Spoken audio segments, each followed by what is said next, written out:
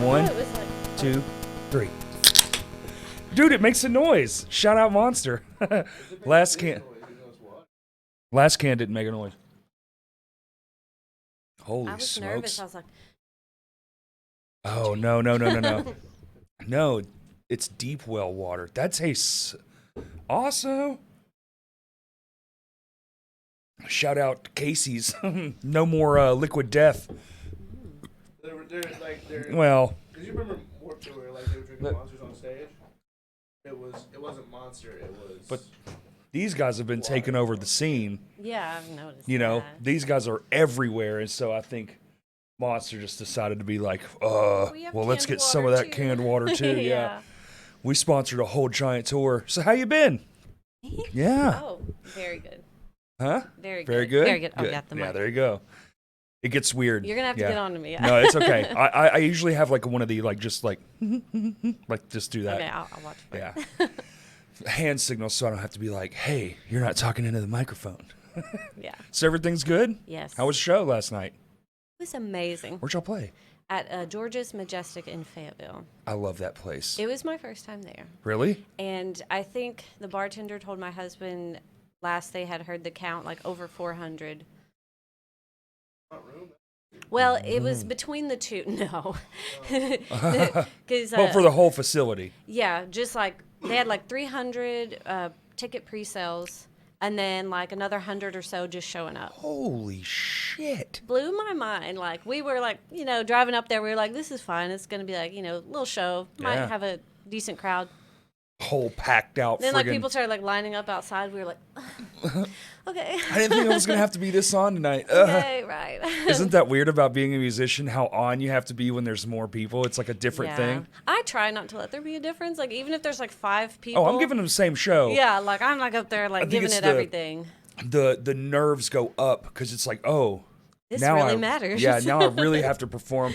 I was going to perform, but now I really have to. Yeah. And now I think about it instead of not thinking about it, where it's like you get those pre-show jitters, know, Yeah. that I think it's just adrenaline. Yeah, once I'm up there playing, I'm not nervous. I'm having Same. so much fun. Yeah. But like 5 minutes before, I'm like, why am I doing this? Like, Do you have any pre-show like rituals? no, No, just do just it. try to gather everyone. Like, where'd everyone go? And just try to. It's very, You know, it's very ladylike. yeah, I'm a mom, so I'm like, who has their water? I want your water, your earplugs. Where's Eric? They said 7 boys, 7. Yep. Keep them rounded up. You're a mom, huh? I forget Yes. that. Yeah. Yeah, has that been hard? Like doing band and being mom? Yes. Really? I mean, I don't have a hard time like switching between the two roles because I was a musician first. We had the Right. band first. Oh, you've been that but forever. My younger child is disabled, and Oh. it's just hard finding people who can sit with him. Right. Like especially like last night, we had to stay the night because we didn't want to drive overnight. Right. Fall asleep driving. So it's very rare that I get to be gone overnight.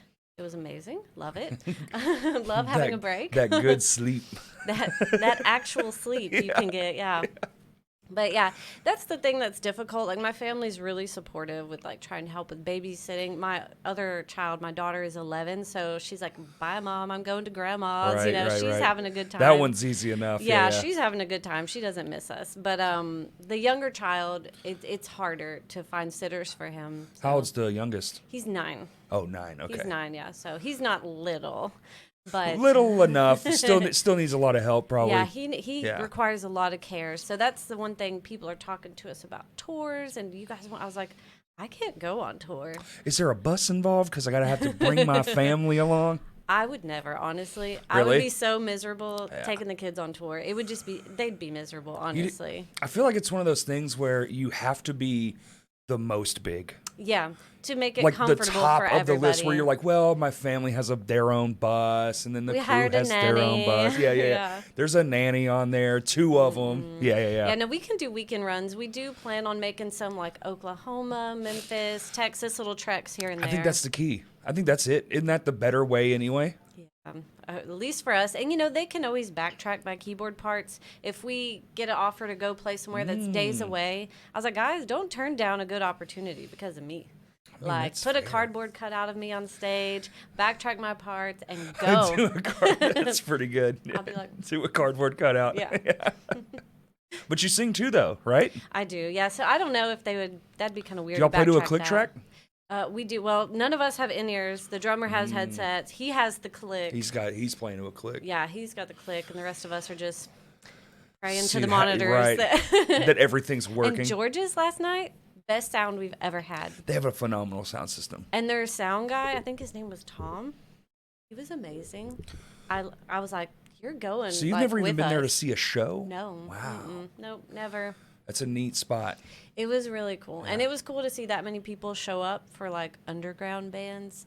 I feel like Brat might have been the only like non-Arkansas band Brat on was that there? show. Yeah. Okay. Oh my God, they were so much fun to watch. Uh-huh. That was a lot of fun.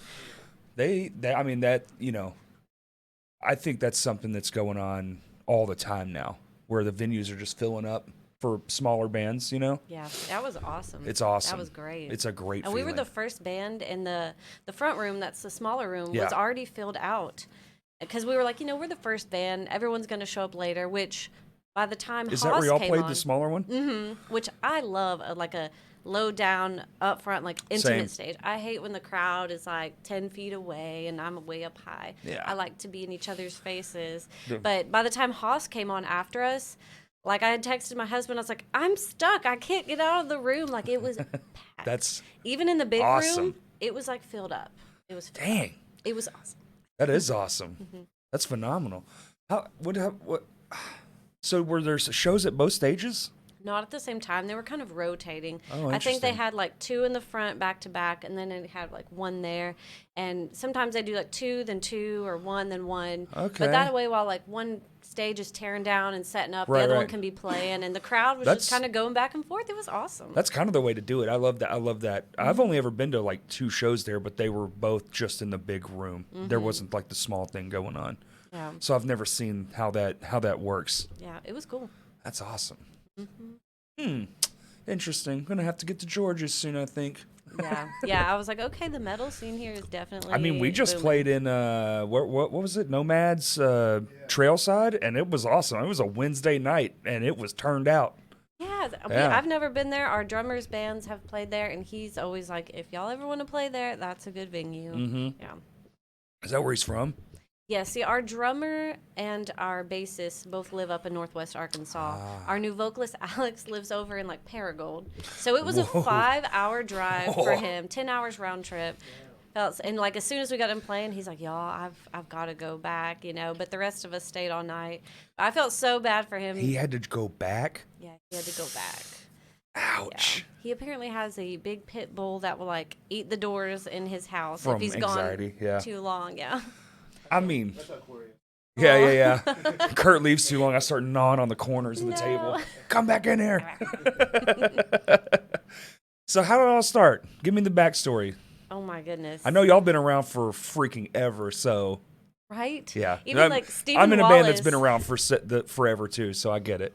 Stephen Wallace last night was like, I saw y'all back in like 2007. I was like, You're like, no. When I was 12 years old, y'all were, and you're like, oh my He God. messaged us on Instagram a couple years ago. He's like, y'all are one of the reasons I started playing metal. I saw you guys. I think it was like at the Regeneration in Fort Smith or something. Oh, And I was like, a solid name drop. I haven't heard that name in a long time. Yeah. Regeneration. so crazy. But my husband and his older brother started the band. It was just kind of like a heavy melodic rock band at first. We all knew each other through church. They asked me to join, and that's how my husband and I started dating, was through the band. Like a year or so later, we got married. Been married ever since. But yeah, we've been a band since 2007. Isn't that crazy? And everyone is kind of like dropped off except for my husband and I. Sure. And Just keep it going. Yeah. Oh yeah. We've had the same drummer now, Philip, since I think 2019, and so he's been like the second longest installment. But yeah, that's really how it started. It just we've had some years where we kind of took hiatus. Sure, You we know, did too. When I had children, obviously. I think it's better if you just do that. Unless you're just on the up and up and you're just touring all the time. But even that seems to get old. I did play shows pregnant. I was like 5-6 months pregnant with my first child and like windmilling. And I played guitar back then. Like I used to play guitar in the band. And our music has like elevated above my guitar skill level. There you go. I was like, I can do some melodic rock, but I can't shred or anything. Was that why you moved to keys? Was that like, well, we want to get more, we want to do more? Yeah, I didn't want to hold us back musically, and I was like, I'm very limited on guitar. I'm very good at acoustic, Same. but I was like, on electric, I'm pretty limited. I could do some like little riffs, but nothing too special. And we really wanted to go heavier. My husband's always been like big, like into heavy music, and he liked the melodic kind of heavy rock stuff, but he's like, no, heavier. Always pushing the envelope. Oh yeah. That's the problem with getting in heavy. It's like, and you kind of want to keep it in your realm, but sometimes you just want to really push. Push the box out and kind of do this, and get a heavier guitar, get a bigger sounding amp, Yeah, I think we're kind of at we've figured out a good formula. Yeah. Bringing in Alex as our vocalist, he's the vocalist for the Delirium Effect, which they're super heavy. Yeah. He brings a whole new element of like heavy and aggressiveness to our band, and I think even like Sam from Heavy Hits was like, "This is my favorite version of the Weeping Gate. Y'all are onto something." Keep going, and we're like, yes. Well, that's good, because when you're going forward with stuff, it gets scary a little bit sometimes, because you wonder, are we going to lose the thing? And sometimes if it's too much, you see bands where they get in this. You probably should have just did a name change, just put that to bed and do a whole different thing. No, we've definitely kept our signature style going. Yeah, I mean, we're just us. We can't. Even when we're like, let's try to do something different, it still ends up kind of sounding just like a rewashed version of us, which is fine. I want to add acoustic guitar, and it just comes out the right way. Yeah. Yep, No, I get that totally. Yeah, I don't know. We've done that, but ours was kind of natural. We were crazy, jumping off the wall.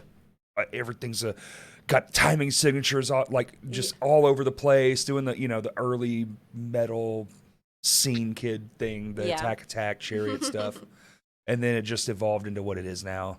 But it was all very natural and very long time spans. That's the thing. Like, I feel like if it's natural, like if you're like trying to just jump on a trend or something, like, oh, this blew up on TikTok, or these bands, this really worked for them in their video. I don't know. Or even like culturally, for like 2 seconds, something's big. Yeah. And then there's like 1,000 of them, and then it's just nobody cares anymore. Yeah, we just want to write music that we like and that we're proud of and we enjoy playing. And so it often doesn't fall in line with the trends, unfortunately.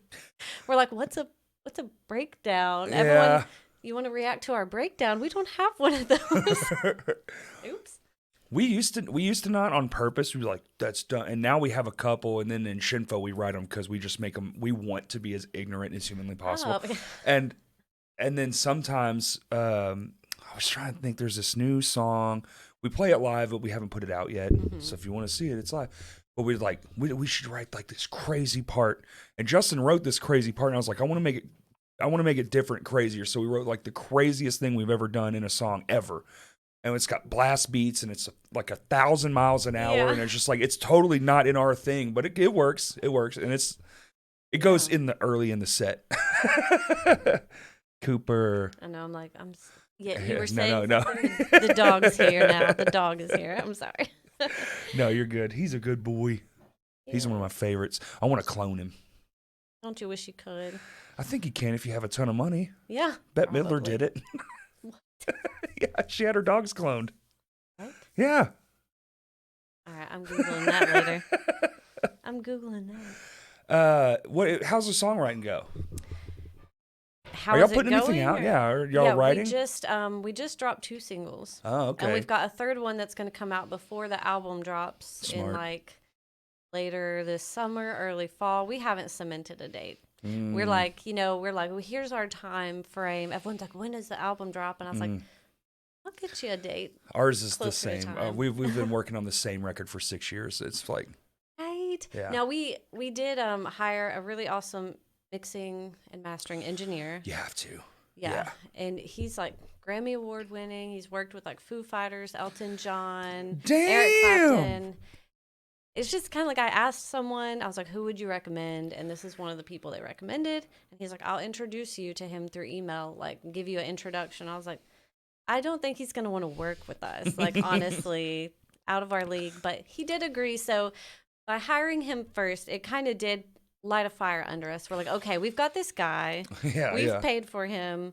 And now we don't want to embarrass ourselves by putting something bad out. So let's just like really like make sure we're on our game. And it's honestly still a learning process. Like there are things he's pointed out to us. We've sent tracks and he was like, hey, we're like, okay. Yes, thank you. Oh, thank you. That's a tough one for bands to learn. The producer giving the notes like, hey, maybe don't make the intro 32 measures and maybe, this breakdown just doesn't even fit in this song or like whatever it is. This bridge is trash. Get rid of it.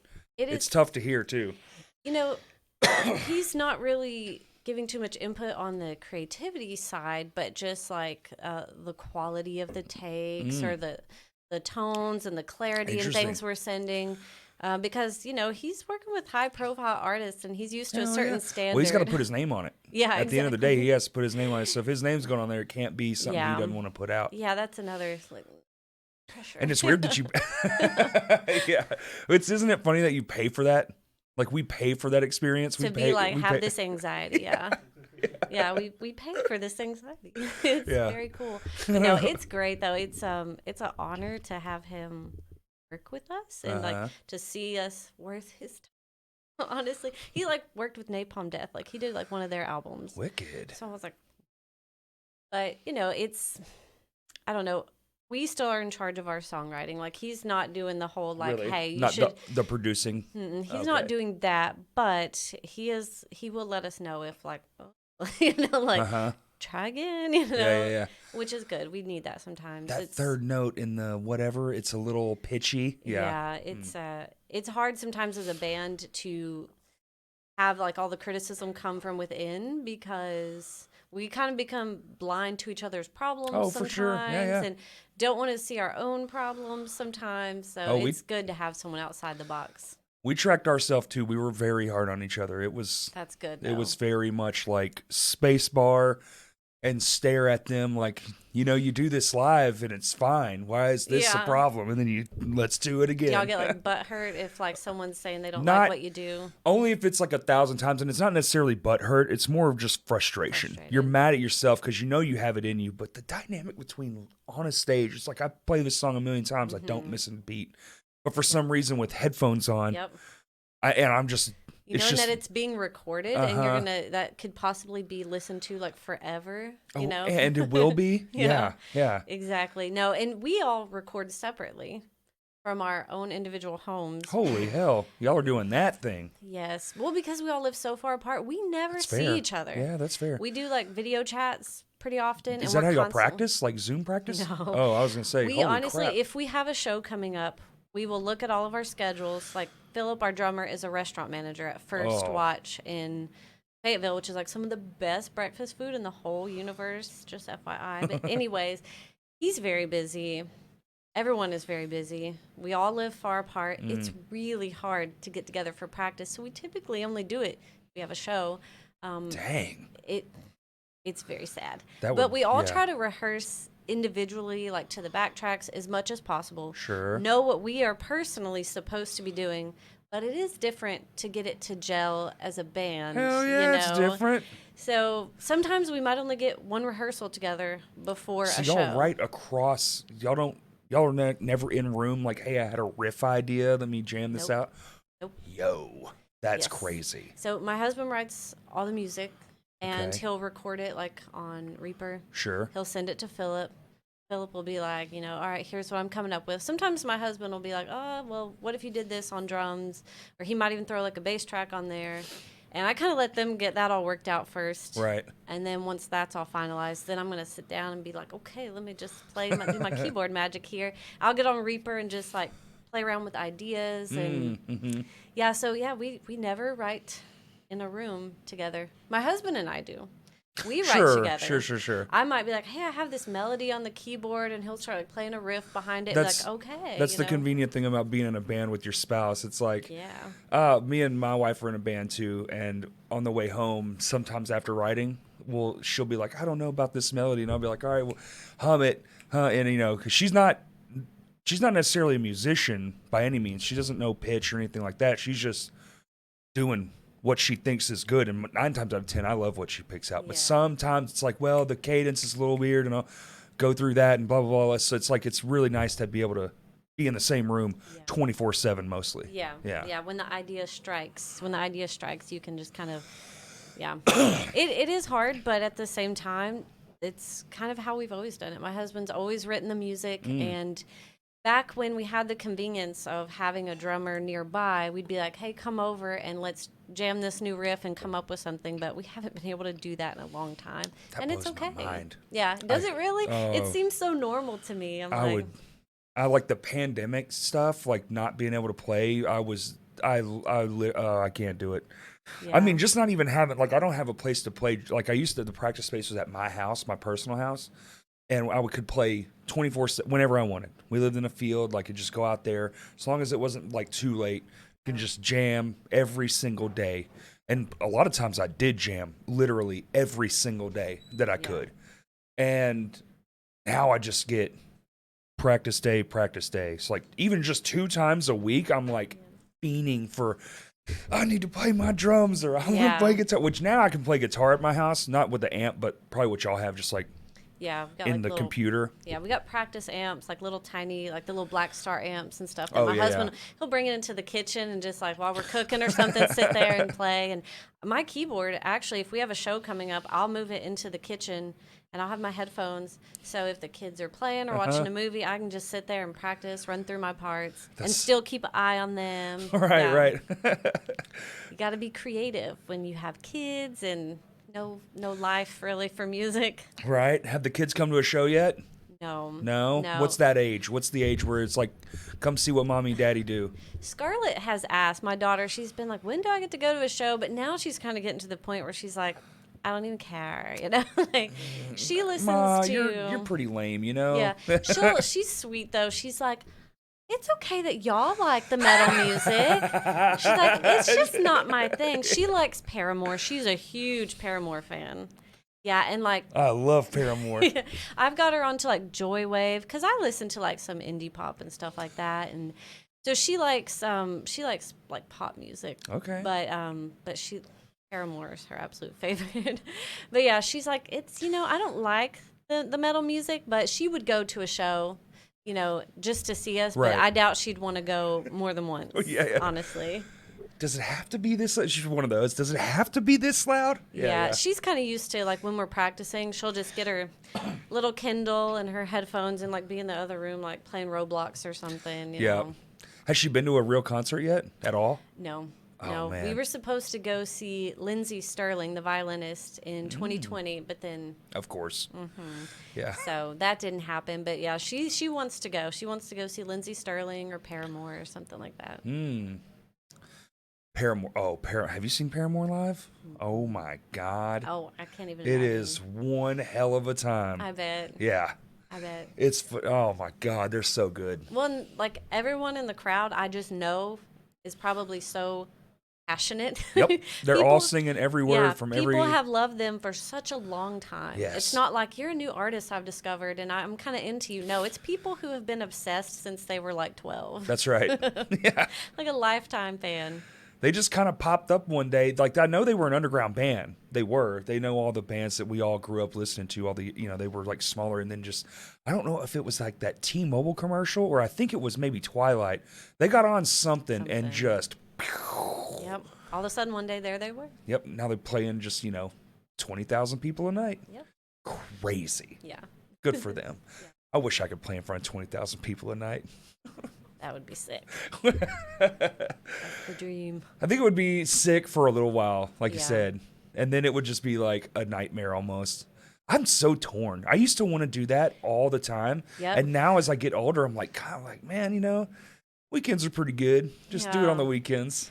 Truly, I think like that glamour of like, man, riding around in the van with your friends and your little snacks It's a and young kid's game. yeah, it's less glamorous when you're older and like your hips start hurting after a while of like riding in a vehicle and And maybe, I don't know. Sometimes I think about stuff too much, but maybe that's just because we had to have real lives as opposed to like a van, like touring life. Because I mean, I know people my age that tour constantly. Oh, and yeah. they hurt, but they don't hurt because I've been doing construction my whole life. So it's a little different. yeah. The pain in the body, it's like the back. Oh, my knee. Oh, I fell. Oh, my knee. You know. My husband's a welder and he's There always you like, go. oh, my back, my neck. Oh, welding is the. You just this all day, hunched in a hunched position all day long. Yeah. So the pandy didn't really help hurt y'all then for writing. Did y'all get a lot done over the pandemic? We did. We actually wrote like one song where we're like, each band member's going to write like a part of the song. And it's like our isolation song is like, I think or is that what we called it? Something like that. We never released it, but it is still recorded where like I wrote one part, someone wrote one part, someone wrote the other. And that was like our big like pandemic song. Maybe someday we'll release it. You should. You should. I mean, we did a couple live streams. That was fun. Didn't really do much as far as like making music. We just, because we would still have band practice like once a week. Yeah. We had a giant space so we could all be kind of spread out. But Yeah. Yeah, at first we were really careful because my disabled child, my son, Right. he is immunocompromised. Right. And so I was terrified at first. I was like, oh no, no one's coming over to my house. So we're not going anywhere. After a while, most people could only keep that up for so long. But like that first year, I mean, we were very isolated. But like you said, it didn't really change much for our recording. Like we were still chipping away at our album. Okay. We, like you guys, we've been chipping away at this album for a long time. Really? Probably like a Since few years. Since you got your drummer, maybe? Like Yeah, 2019? for sure. Which since then. that poor bastard joins and then the whole world shuts down. Yeah. But, I mean, we've, which I'm trying to think now. He may have joined in 2018. Oh, okay. I think he might have. Played a handful of shows and then. Yeah. Because we actually had, like, literally, like, 3 days before everything shut down, we played a little festival in Texas. Cool. And it was so fun, but it was just at the beginning where, like, everyone was, like, not wanting to shake hands with each other. Oh, it was like that weird, like, I don't know what's going on here. We were starting, like, the venue had these TVs, and you were starting to see, like, little headlines of, and as soon as we got back to Arkansas, it was, like, the next day, first confirmed case in Arkansas. And we were like, oh, my goodness. It was really scary at first, but we were really nervous about going to do that show, but it ended up being, like, one of the most fun shows and best catering we've ever had at a show. Get out of town. Catering at a show is Texas barbecue. For catering? Yeah. Oh, my God. Yeah, it was Mythic Metal Fest and Mythic Metal Fest. It was really cool. Mythic Panda. The coordinator Jairus had got like some of the best like brisket and like baked mac and cheese and stuff. Oh my Lord God. have mercy. I was like, man, I'd drive to Texas just for this. Oh. I don't have to play a show. I've Just driven let to me come Texas eat just for food. food many times. Yeah. I actually kind of sort of roundaboutly just did that last weekend. I was dropping my wife off, but I was like, because they would have came and got her. It was her while best I'm friend. here. Well, her best friend lives in Dallas, and he was like, well, I can come get her. And I was like, how about I'll meet you halfway? There's a place in this little bitty hole-in-the-wall town out in Texas. There's I a know taco place. shop. Yeah. Yeah. And sure enough, he met me at this roadside taco shop. It was hilarious. Yeah. I'm so fat and ridiculous.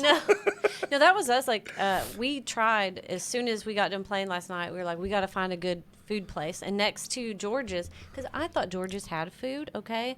And so, like, the day before the show, they were like, oh, no, it's just a venue. And I was like, I'm not going. I'm not going. Like, I thought this was like Vino's or Rev Room. Like, there was going to be food here, and there's not. But no, I still went, obviously. But next door to it, there was a place called, like, Spoon. Okay. And they had Korean barbecue and Yeah. gourmet corn dogs. Uh-huh. Like, these weird, like, mozzarella. Yeah, it was like mozzarella on a stick with, like, sweet potato and the cinnamon and brown sugar. It was weird, but it worked, okay? Yeah? It worked. Okay. it kind of blew our minds a little bit, but That is weird sounding. So visit there if you happen to go to George's. Everything really in Fayetteville, honestly, they have so many kick-ass restaurants. Ham and Trees. If you haven't had there, it's just custom ham and cheeses. What was the? Oh, God, we had so much good food while we were there. Yeah, there's a lot of good places. It's so good. Yeah, they have so many of those little like just original ideas, but they have a population that is. The culture there is go out, do stuff. Like they have that there. It's kind of we don't have that here a little bit. Yeah, some, but not a lot. Cool coffee shops. I can't remember what it was called, but the sign just was like beer and coffee. Because like I'm addicted to coffee. Y'all. Are you? I am. You did say water or coffee, and I was like, oh, and if it hits like 7:00 and I haven't had coffee, like I'll start to get a real bad headache. So when we got done playing, I was like, wait, at night? Yeah. 7 at night? You drinking coffee at night? I had coffee at midnight last night. There's a picture of us, if you go on my Instagram, sitting in our hotel bed, like, cheers with our coffee. And then, like, I laid down to go to sleep, and, like, my body was so tired, but my brain was like, you're not going to sleep. Like, I had to get rid of caffeine in my life because of that exact reason. Yeah. It's pretty bad. Like, I don't drink, don't smoke, don't do drugs or anything, but... None of the cools. I don't do anything cool. There's coffee though. Coffee's coffee drinker, coffee lovers that's a different thing. Yeah. Y'all really get into it. Don't say y'all. That's coffee them. and That's tea. not me. That's not me. Just stopping every 7 seconds. Yeah. Are you a Starbuckian? Like, Dunkin'. if that's the only, like, I will honestly have coffee. Like, McDonald's has a banging cup of coffee. Really? That's the brand we buy is McCafe. Oh, you buy it at Walmart, and it's so good. That's the best coffee you can buy to, like, brew at home. McCafe. I can't stand coffee, but the smell I love. Oh, it's comforting. My wife drinks coffee, and every morning she makes coffee. So every morning I'm like, this is dope. I like this. I love the smell of coffee. It's like it puts out, like, a vibe. Like, today's going to be a good day. I'm going to do stuff. Do you make your own at home, like crazy, all fancy with the... Oh, no. Just like cream and sugar. You're just like, whatever. Just give me the caffeine. So this is a caffeine addiction. Well, and it's also just like the, I hate to call it like the ritual of it. Oh, it's a ritual, for sure. Like my husband always says, this is my favorite part of my day. Like when he gets home and everything settles down and we sit down, we have coffee on the couch and we watch YouTube on our TV, That's like our thing, and like it's part of just the sitting down to relax together at the end of the day with coffee. That's nice. Yeah, it is. What are y'all YouTubing? Fail videos. Really? My husband is addicted to fail videos. He's like, I don't know why it makes me like so happy to see all these. To watch people get hurt or fail at something. My daughter hates it. She's like, I don't want to see people get hurt, and but I'm like, they're not always getting hurt. Sometimes they're like just spilling stuff, like accidentally driving their lawnmower off the back of truck or something that they're trying to load it on. I saw one today. Somebody accidentally parked their car like on the side, like in a bridge. They just turned right and just bling, and then just the front of their car just went through the side of the bridge. Like, what in the world? We also watch like a lot of live music clips from bands that some bands are just fun to like watch their videos. We love watching videos of like Ginger playing live, Lorna Shore, obviously, Cattle Decapitation. We just love watching. Which, if our daughter's there, she's like. Yeah. She wants to watch like funny cat videos. But yeah, we watch all kinds of stuff. Sometimes it's like Bigfoot videos. My husband is really into cryptids. Now my daughter has jumped on that bandwagon with him. She's like, Dad, let's watch some Dogman videos, or she knows all the things. Some videos about CERN, the hidden creatures and the forest creatures, like what is it, Slender Man, and yeah. All of them. They Ghost live in videos. another dimension. The Sasquatch. Yeah. Yep. Oh yes, we've watched lots of Sasquatch videos in our house. I just kind of sit there and like read a book and roll my eyes, I'm not gonna lie, I got by one of those stupid Squatch silhouettes the other day. Really? Yes, they dressed it up, man. I was driving down the road, not paying attention, and just out of the corner of my eye, I saw what appeared to be a Sasquatch, and I was like, Jesus Christ! And I looked in the rearview mirror and just saw it was just a dressed wooden Sasquatch. I was like, my God. Gullible. Yeah, that's hilarious. I guess it served its purpose. They wanted it to get someone. It worked on me. Yeah. I felt fucking stupid. That's funny. Yeah. How long have you been playing music, though? I started personally, well, I took piano lessons when I was like 8 for like less than a year. And I kind of learned the basics of reading sheet music and do the basic chords. But I didn't pick music back up till, I want to say I was like 13. And I started, well, the Cranberries, honestly. Nice. Started me, I was 8, I think, when Zombie came out. Yeah. I was in the car with my mom, and that song was playing. She was about to turn off the car, and I was like, wait, no, don't turn it off. I like this song. And she was just kind of like, what? But I got that album for Christmas, that CD, along with like my Barbie like living room set. So it was like a cool combination, like the Cranberries and Barbie. But that kind of like started my like pop type music love. Then I started listening to The Edge when I was like, a kid. Of course. Discovered like Kitty. And I was like, well, I need to play guitar now.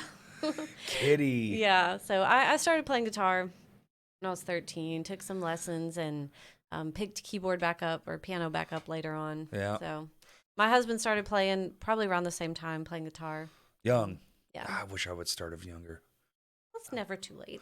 Well, I know like 7 chords on a piano, but I can play. I can write you a song, but nothing like what you're doing. But no, I just mean music in general. I always loved it. I was fascinated by it. Sang a lot, no surprise. Hip hop was cool because you could just say all the words, and it was awesome. Say all the words. And then, just copycatting, just getting a rhythmic and just, and then like I did that really young, to be fair. But music, I don't even think I picked up a guitar till I was like 15 or 16, or like a drumstick or anything like that. It took friends that were musicians, Yeah, to prod you along. Well, you're like, oh, well, blah, blah, blah. I was into cars. That was my first thing. So, like, and trucks and, like, racing trucks. Oh, wow. Oh, yeah. I didn't know people raced trucks. Well, when you're a hillbilly and all you got's a truck. Race it. Race it. You got Dad's free yard truck, and it's got a V8 engine in it, and you take it into your barn and pull the motor out and learn how to rebuild it with your friends. I could see how that would keep you busy, keep you off the streets. I got so many good stories. We lit that place on fire a couple times. Oh, my gosh. Oh, my God. I was a wild youth. Happy to have survived your teenage years. Yeah, the fact I'm 39 blows my mind. I'm like, wow, I can't believe I made it through some of this stuff. Yeah. Watch a guy get his face blown off. Oh, my God. From a distance. I saw it from a distance. I wasn't right there. My friend was. I wasn't right there. Horrible. What, you never seen nothing like crazy? Oh, yeah, you probably haven't done anything too crazy, huh? No, I have a patch on my patch vest that says "Born to be Mild" because that's just me. Hell yeah. Like, I just want to read books and play my little keyboard. Be in a metal band, it's like the opposite. Band. You're one of those. You get off stage and you just slip into a cardigan, grab a hot cup of coffee. Literally, yes. Yes. Fireplace. That's what people who don't know me from like the little music scene, like my son's therapist, I take him to therapy and they're like, your sister said you were in a metal band, and it just like they can't get their mind to like wrap around it, and they're like, but you seem so sweet and quiet, and I was like, I am sweet and quiet and in a metal band, except for 30 minutes twice a month at any various venue. Yeah, there you go. And I mean, I'm very like shy and reserved. Even when Kurt was like, do you want to be on the podcast, I was like, what? Like, what's that? I'm actually a really good public speaker, and I do good in front of crowds. Yeah. But it's just in like smaller social settings. Like, go ask the person at the counter for like a to-go box. I'm like, can you do it? You just put it in our pockets. Yeah, we'll just put the taco in our pocket. Yeah. My husband's like, oh my God, just go do it. But I feel very comfortable on stage and windmilling and acting a fool up there. It just very natural and it's easy. It's weird how that works, right? It is weird. Yeah. It's very weird. It just kind of comes out of you naturally. And It even does. during setup, you're not really thinking about this, that, or the other. You're kind of just focused on like the thing, the task, get the keyboard, plug in the pedals, whatever it is, drums. hey, you got all your stuff, blah, blah, blah. And then like a light switch, once that first note, and then you're just in. Yeah. I don't feel like I'm like, oh yeah, make sure, try to do this or like, no, just whatever happens. Oh, the rush of the first note is the best note. Yeah, just having fun, just so much fun. And there's so much release. Like it's like the boom, the big bang, just boom, all that pent up everything just boom, comes flooding out of you in an instant. Oh my God, it's the best. It is. I love that first moment. That's the best moment of like that, and like a good pop after a good set, like a good run of songs when the crowd buy that. Yeah. You're like, you know, you look back at your bandmates, you're like, holy fucking shit, they're listening. I like the last song. You let people know it's the last song. You're like, this is it. You know, like if y'all want to have fun with us, this is your last chance. And then when you end the last song, and everyone like, I feel like they feel obligated to send you off with like a bigger cheer. And it's like, yes. Well, that's a good crowd too, though. If you got a good crowd that'll send you off well, and just like boom, and then every now and then you get blessed with the do another one, and everybody wants that last song. I don't think we've ever been blessed like that. The encore. I've only had it like once or twice, maybe even just the once. Once I can for sure, but man, that is something. You're like, we don't even have more songs. I was Y'all about to want to say, hear like, I another don't think song? we would know what to even do. We'd be like we the got one a cover. we just did. Yeah. Although I do know a lot of Disney songs on piano. Of course you do. There have been times like if someone was having like a technical difficulty and I was like, okay, y'all, here's Let It Go. I think I've seen one of these moments at the Rev Room. Oh no, yes. Yeah. Yeah. Sorry. I sound checked to like The Little Mermaid last night and like the sound guy loved it. Hilarious. He's like, anyone else want to sing The Little Mermaid? And you always hear like a few people in the background like, oh, where they walk, you know, like kind of singing. I was like, I know what you metalheads know, Ariel. I know it. That's actually way cooler. Because, you know, whether it's like you could do the tough guy song, but you're tossing out some Disney lyrics, a bunch of people in black clothes. You're like, I love Moana. Yeah, exactly. Exactly. And like I would always sound check to Titanic. That's always been like my keyboard sound check. And I mean, people always recognize it and they will start singing. It's like the biggest movie ever, even though it's not anymore, but it was. Yeah. And it's still a cultural phenomenon of a film, you know? Freaking Titanic. No one can pretend they don't know that or that they don't know like the 90s Disney songs. Oh, yes, yeah. Well, isn't that weird? Like the stuff that tends to get, I was thinking about this not that long ago, but like disco, when disco was around, was hated on atrociously by like the rock community, right? Really? Oh my God, yes. Everyone hated disco. Ugh. My God. And now disco is, I wish it would come back. Everyone that does like a disco track, you're like, this is phenomenal. Yeah, you do hear the influence in all styles of music. So much. And it was only around for like a blip. Like we forget that it was like, it came and it went as fast as it came in. Yeah, I think of it being something, you know, I didn't live through that time, but I think of it as something that my mind was around for a long time, but yeah. No, it was quick, real quick. And it just, boop. And then, but it influenced so many things. Yeah. And it was so hated too by like metalheads. I don't know if you'd call them metalheads at the time. I guess you would, because that was metal in its time, like Ozzy and you know, Led Zeppelin, which is now just like classic rock. Old school rock. It's weird that was the heaviest thing, because now there's stuff that's so heavy, and I'm like, this is a bit much. Yeah, and I can't imagine it getting heavier, honestly. Every time I get in Jacob Murray's car, he's playing me something, and I'm just like, Jacob, this is ignorant. Like, I can't even fathom how they even made this. I was at a friend of mine's house yesterday, and he does everything through the computer too. And the tone he was using, I was like, I can play any note, and it sounds the most insane. And I could make a whole... I sat there and I just did open. And I made like 2 whole parts to a song using just the open note because the tone was so crazy. I was like, my God, it's moving. Every time you think they got as heavy as it can get, they do something new and make it way crazy. I'm interested to see in like 10 years, like... Because I'm like, how? I'm sure people back then thought that too. Like, this is crazy. This is so heavy and crazy and evil. They thought Ozzy Osbourne was evil. And now we look at that and we're like, that's like stuff your grandpa listens to. That's nothing. But I'm very curious to see in like 10 years how we can make it heavier. Maybe people will be like, I'm going to do the opposite. I'm going to make it lighter. I don't know. That's coming back around. I actually listened to a podcast. It's like music producers, that's all they talk about is recording this or that. And I'm always trying to listen for little tricks or techniques or things not to do, you know, because as a band, I really love writing songs. So kind of having that insight from guys who have to listen to people write songs all day is good. They said that they're starting to see the pendulum starting to come backwards a bit, where bands are searching for like, low gain, high energy tones. And you can see it kind of floating around for sure. Well, I'm glad because we've always, we're heavy, but we're not like, we're in like drop C, and some people are in like drop negative alphabet, I don't even know what. I call it drop tune fuckery. Yeah.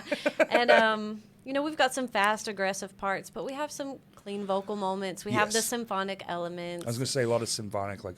We're very melodic. Very melodic. We don't have very many riffs that don't have like some kind of beautiful melody in them. Right. And sometimes we feel like people would look down on us like, oh, they're not heavy. They're just this like diet metal over here. But I mean, we love it. We listen to it. That's all that matters. This is good. Yeah. This jams. And there are definitely people who enjoy it. No one's going to be liked by everybody. But sometimes you need something that's not that crazy, because almost always every person that gets into heavy music, they're like, well, I found this one band and it's not the heaviest band you've ever heard of. And then you go down the rabbit hole. You're like, how heavy does it get? And then inevitably you make it to black metal and you go, okay, back that up a little bit.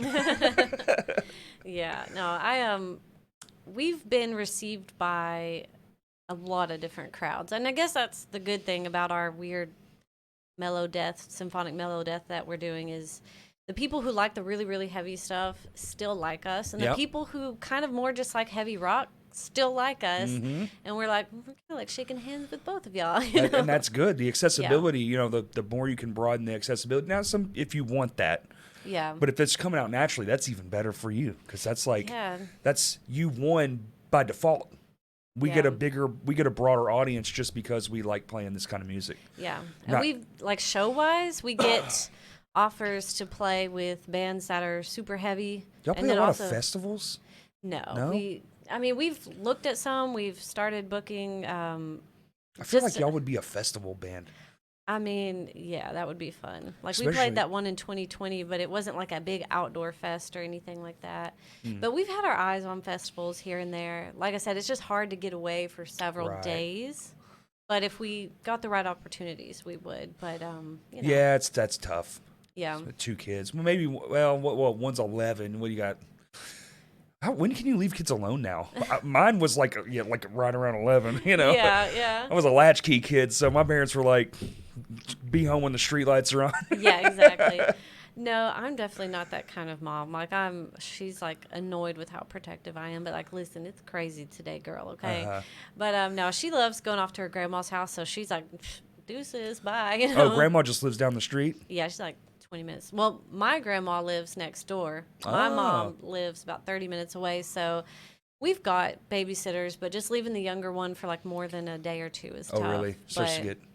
Yeah, we got to I got to be there for him, but we try not to let that hold us back, and we've, honest to God, been trying not to book as many shows this year because we want to finish this album. Oh, like, fair. Let us get this album done, and then let's play a bunch of shows to support it. We've already put some singles out. Is the album done, or are you still trying to get it wrangled in? Every song is mostly done. Gotcha.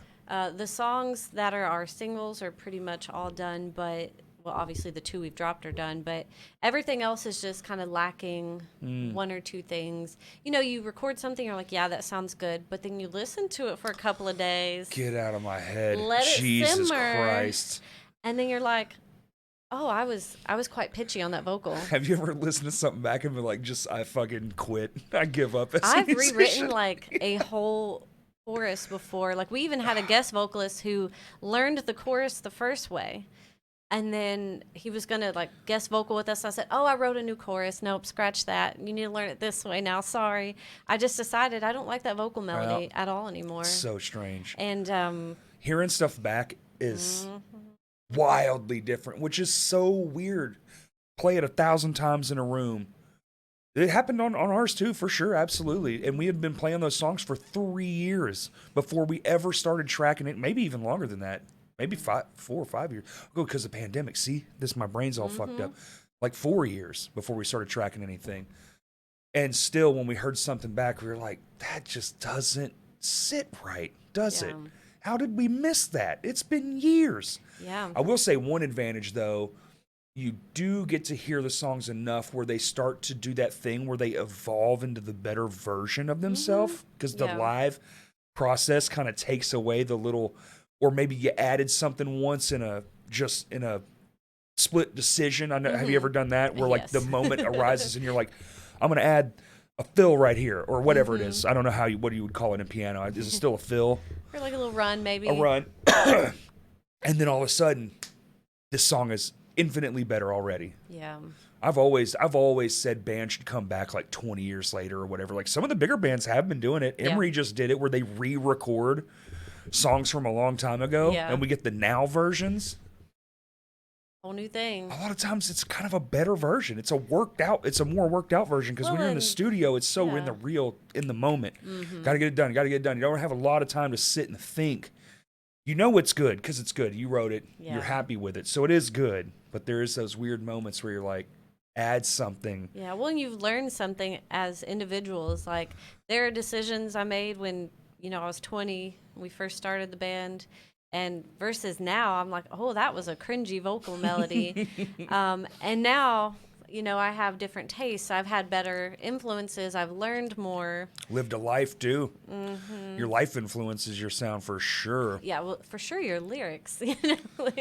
Like your young person lyrics that you wrote, like back when you first started writing music. Like about girls and your relationships and like, and Wendy's or whatever the fuck your problem was with the cashier. And now it's like, oh man, I've got this song I've been working on for like a month now. I cannot write it because every time I sit down to write it, I have this idea, but it ends up coming out so mad. I get so angry at the song. I'm like, and I don't crumple it up, but like digitally just hit delete, It's like, that's not it. That's funny. Yeah, it definitely happens. But, we write about silly stuff still. We have a song about werewolves, and nice. We have a song about CERN and how maybe one day the scientists will open up a portal to another dimension. We don't know. I think they probably already did. Right? Shit is weird. Is it not? I'm like, it is getting ghetto in this world. Like, it is getting it's crazy. Getting strange as fuck, for sure. Everything seems to be melting. Yeah. Try to. The song about CERN's a good one. That's a good one. Yeah, that's actually our next single. What's the song about the wolf called? Lycanthropy. Okay. Yeah. We have a music video to it. I don't know if you've seen it. I think I probably did actually. Yeah, with the maid. It's like Victorian era, and she turns into it's like cheesy horror. It's so cheesy, but it's so fun. Like, we love that. It was really hard for like our last music video, Illuminate and Desecrate. It's like a very more serious music video, but we're not very serious. Yeah, same. That was an issue. We have one coming out Friday where we had to add in this element that we were like, this was a joke, and now we're trying to add the joke into the thing, and was like talking with Kurt because Kurt filmed it, and we're trying to like, how do we make this not the thing, but it's like a nod. Yeah. We did a lot of nods in this music video. Yeah. It's funny finding balance, It's like we want to say things and like put out messages, but at the same time we kind of also just want to like have fun and be goofy. On stage we struggle with that too, because we want to be one of those bands that's professional. All right, this next song is blah blah blah. But then we also want to be like, oh my god, dude, does your shirt say blah blah blah? Exactly. We like talk and goof off with each other in the crowd like too much. And we've tried to cut back on that because we're like, it is a little unprofessional. But at the same time, what is professional? That's what I'm saying. If everyone's laughing, like as long as the crowd isn't like, oh my god, this is cringy, You're not a stand-up comedian. Next song, please. Which we definitely aren't comedians, but we trying think to be. We're pretty funny. Yeah. Oh yeah.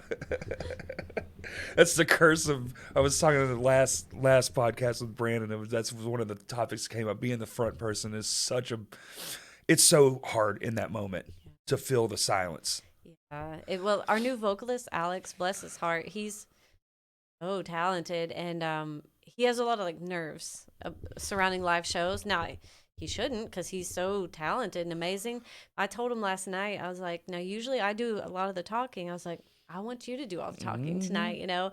And I was like, no, I may like chime in here and there, which I did. I said like, hey, this is Alex's second show with us, and I got my phone at one time. I was like, let me hear you guys, shout and go crazy for the camera.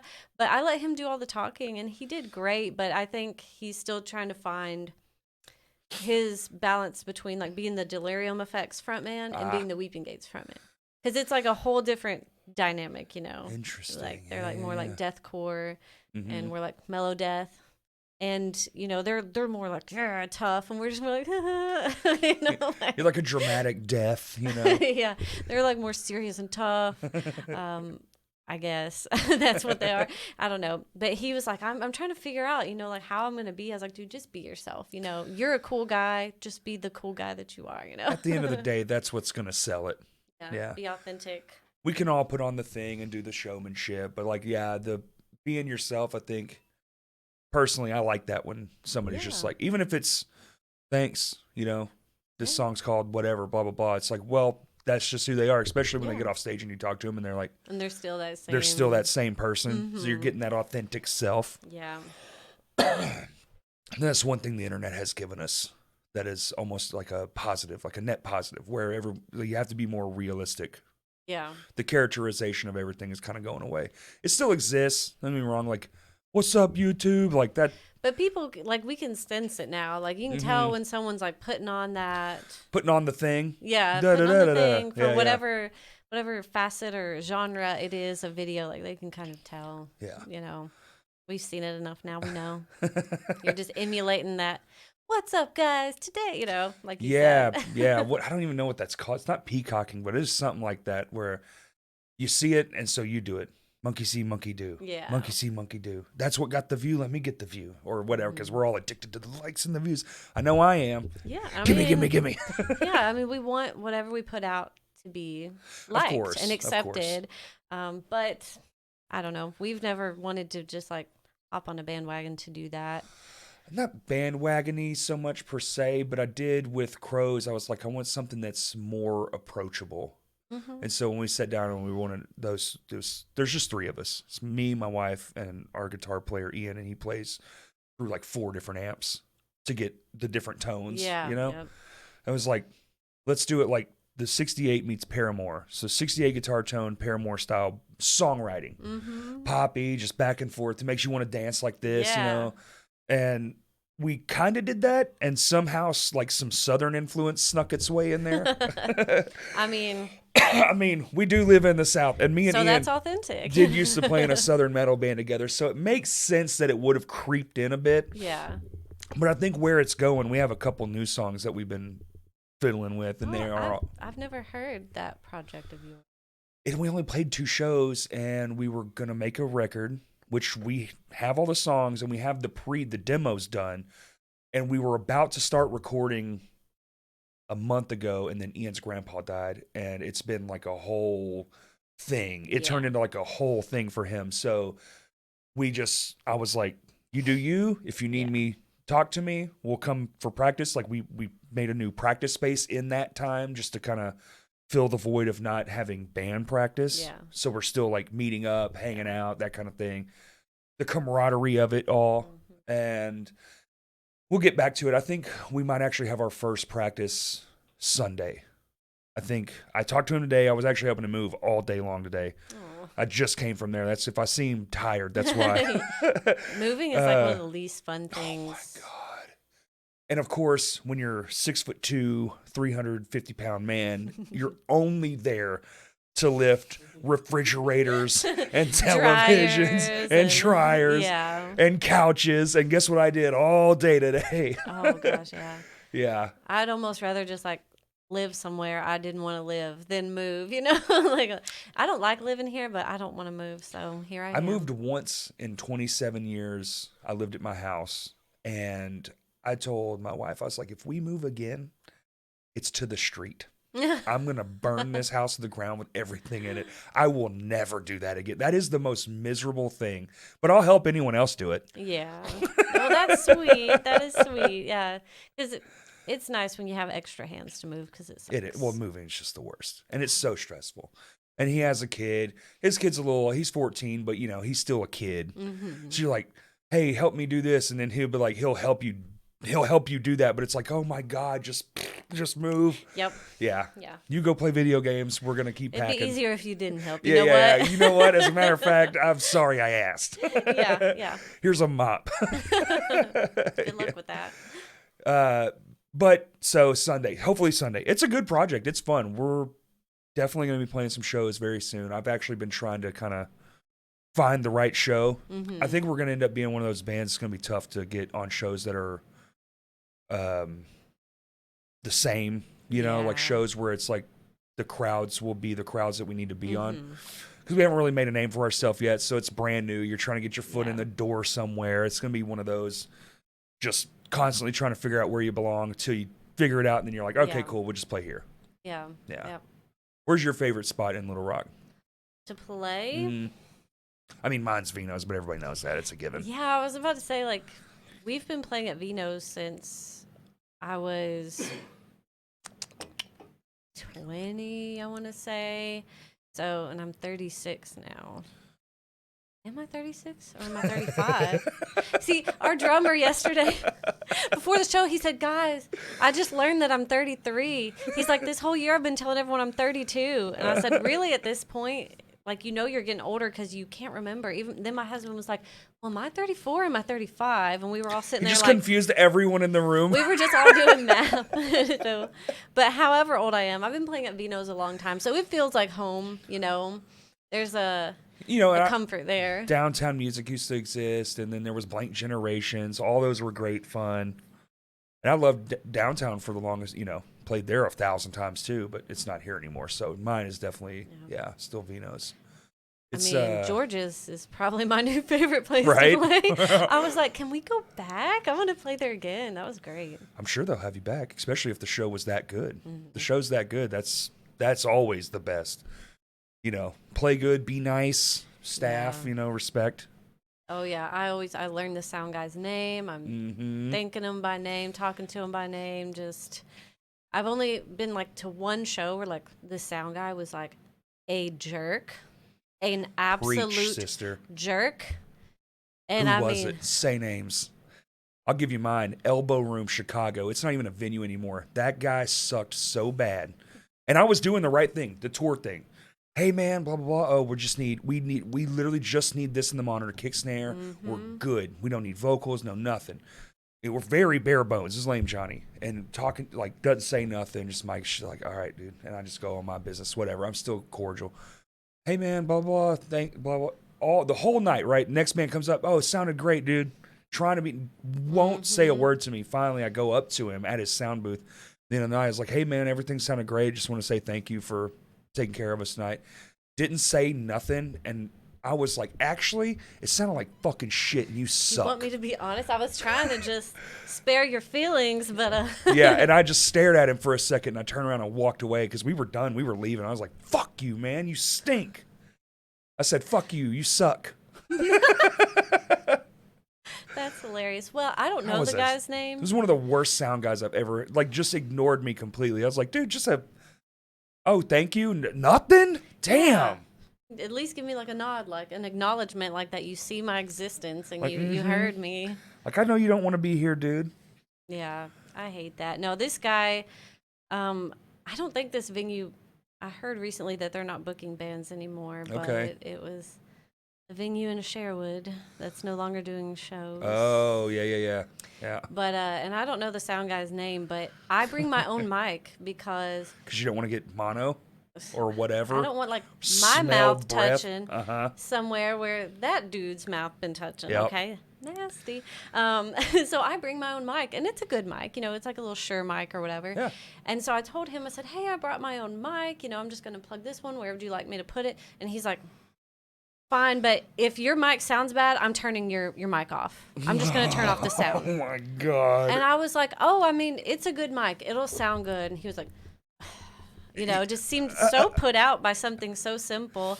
And so, Firstly, everyone with a mic should be bringing their own mic. If you're a vocalist, you should have your own microphone. I mean, yeah. Even on day one, the only mics the venue should be providing is like the drums and stuff, the guitars. I didn't think it was like that absurd of like a request from me. But then we're sound checking and my mic won't work. And he was like, something's wrong with your mic. I said, my mic is fine. And he tried to insist that it was your microphone. My microphone. I almost felt like he was doing it on purpose. So finally, like, he's like, well, let me just put one of my mics on there to see. And like, it still didn't work. Justification. Yes. That's when it's the worst. He's like, It was like one of the cables. So he switched out the cables and he still didn't want me to use my mic though. Dude, and I told him, I was like, I don't want the cooties from your mic. So you know what he did? He goes and he gets this old, literally banged up, like misshapen microphone with rust on it. He said, we don't ever use this one. And he said, here. The one covered in rust? He put hand sanitizer on it. Holy shit. He squirted hand sanitizer on it and took a Kleenex and wiped it off. And so there's like all these little like Kleenex crusties stuck to it now. And to clean off like the little white things on it, he goes, just blowing up. Yeah. Okay, well now it's got your cooties on it. And so I was just like first of all, it was like insulting to hand me like this jacked up looking microphone when my beautiful pristine microphone is like right there. That's a good microphone. It's a good microphone. He was just like a jerk. Oh yeah. I feel like my bandmates like from that point on were like, my husband was like, he's about to being rude to my wife. You're about to find something out, you know. That's like that is one of the worst things about being in a band with your wife. It's like I'm sure somebody gets an attitude and you're just like, I'm just gonna start bashing people in the head. It doesn't happen often because like being a female in the scene, like at least my experience, everyone is super friendly. They always want to help carry my stuff and be nice. Sure. Aside from like maybe 2 or 3 times, like a door guy being like, no, only the band. And I'm like, I'm with the band. And he's like, no, like, if you're not in the band, you can't come back here. I was like, no merch brother, girls. I am in the band. Yeah, But they've always been apologetic. And there's only been like one instance of like a guy harassing me at a show, like Flying Saucer. They did that Metal Fest like in 2016. What? Flying Saucer did a Metal Fest? Was it? Do you remember that, Kurt? It was like it was downstairs. Brewski's? No, not Brewski's. Oh. My bestie's husband owns Brewski's. It was like one show. It was like Central Arkansas Metal something, like one little thing. That's tons weird. of bands. Yeah, it was. Was it Flying Saucer? They have the downstairs, right? Yeah, They're the ones. I think so. Okay, I want to make sure I'm pretty sure mentioning that's the right right. place. That's the only like metal show that I know of that's ever played there. But aside from like one little incident there, like where a guy was like being disrespectful and my husband was loading out or else he would have like strangled him. But you know, I know everyone like in the scene. So I'm like, so-and-so, get your homeboy here. Get him. And they did. They like dragged him out. He had just been drinking too much. Yeah. God. But that's the cause of so many issues. Other than that, like, the scene has been very kind to me as a female, but that guy, it wasn't even like with me being a female. I think he was just a jerk. He was probably just drunk out of his mind. He was just a jerk sound guy. The sound guy. Yeah, the sound guy. He was just being a dick. No, the other guy, no, I'm sure he is a jerk as well, even when he's not drunk. Some sound guys are just that way. They're just jaded as fuck. They've seen all the worst bands, and they think you're the worst band. Like, dude, I'm sure you do hate your job here, but like, don't be mean. I've worked with a lot of them, and I do get it. Like, or at least I sympathize with it because I've been on both ends of it. Because as a band dude, and I worked production for years and years, so you see what unprofessionalism looks like, but you see it so much on the small scale that you almost by default have to assume the small band coming to do support is they don't know what they're doing. Yeah. You almost by default have to switch that on. But yeah, disregard them. I've also always said once somebody walks up to you and is like, hey, and you can tell this isn't their first rodeo, turn that switch off. Don't they've put in the man hours too. They've done the work. Yeah. Clearly they know what the fuck they're doing. You don't have to treat them like shit. You can treat them like the other band and just have a good time and make it good for everybody. Yeah. Yeah. Or they're going to get mad and start smacking your fucking microphones with their drumsticks. Oh no. Does that happen? Something Corey might have. Oh no. Couple times, Oh, couple no. 1, 2, 3 times. Yeah, even when we've had bad sound, like we've always been respectful to the sound guy because typically they're always pretty nice. Yeah. Some of them like Most don't are. really talk. We've had some that just didn't kind of talk to us a lot, just like whatever, and I could tell they weren't really doing what we asked for in the monitors. We just played anyways, but for the most part, yeah. If you're nice and respectful, Yeah. I feel like you receive that back. Yeah. Yeah, I think 98% of sound guys, it's always like the one or two. But Yeah. that's true with everything. It's like the one or two things, and you're like, oh my Yeah. God. It's the McDonald's ice cream machine of the sound world problem. Yeah. The sound guy's broken. Apparently the maintenance on those. It's the company. You know that? So the company that makes the ice cream machine, they are the company. They have this weird contract where they are the company that has to supply McDonald's with the machines. So they just make really terrible machines. And they there's just this have to part keep in there that has to ordering. be constantly maintained. And it's clearly they've done this on purpose just to make stupid ass amounts of money Yeah. off maintenance fees, because maintenance fees are pretty much how you're going to stay in business.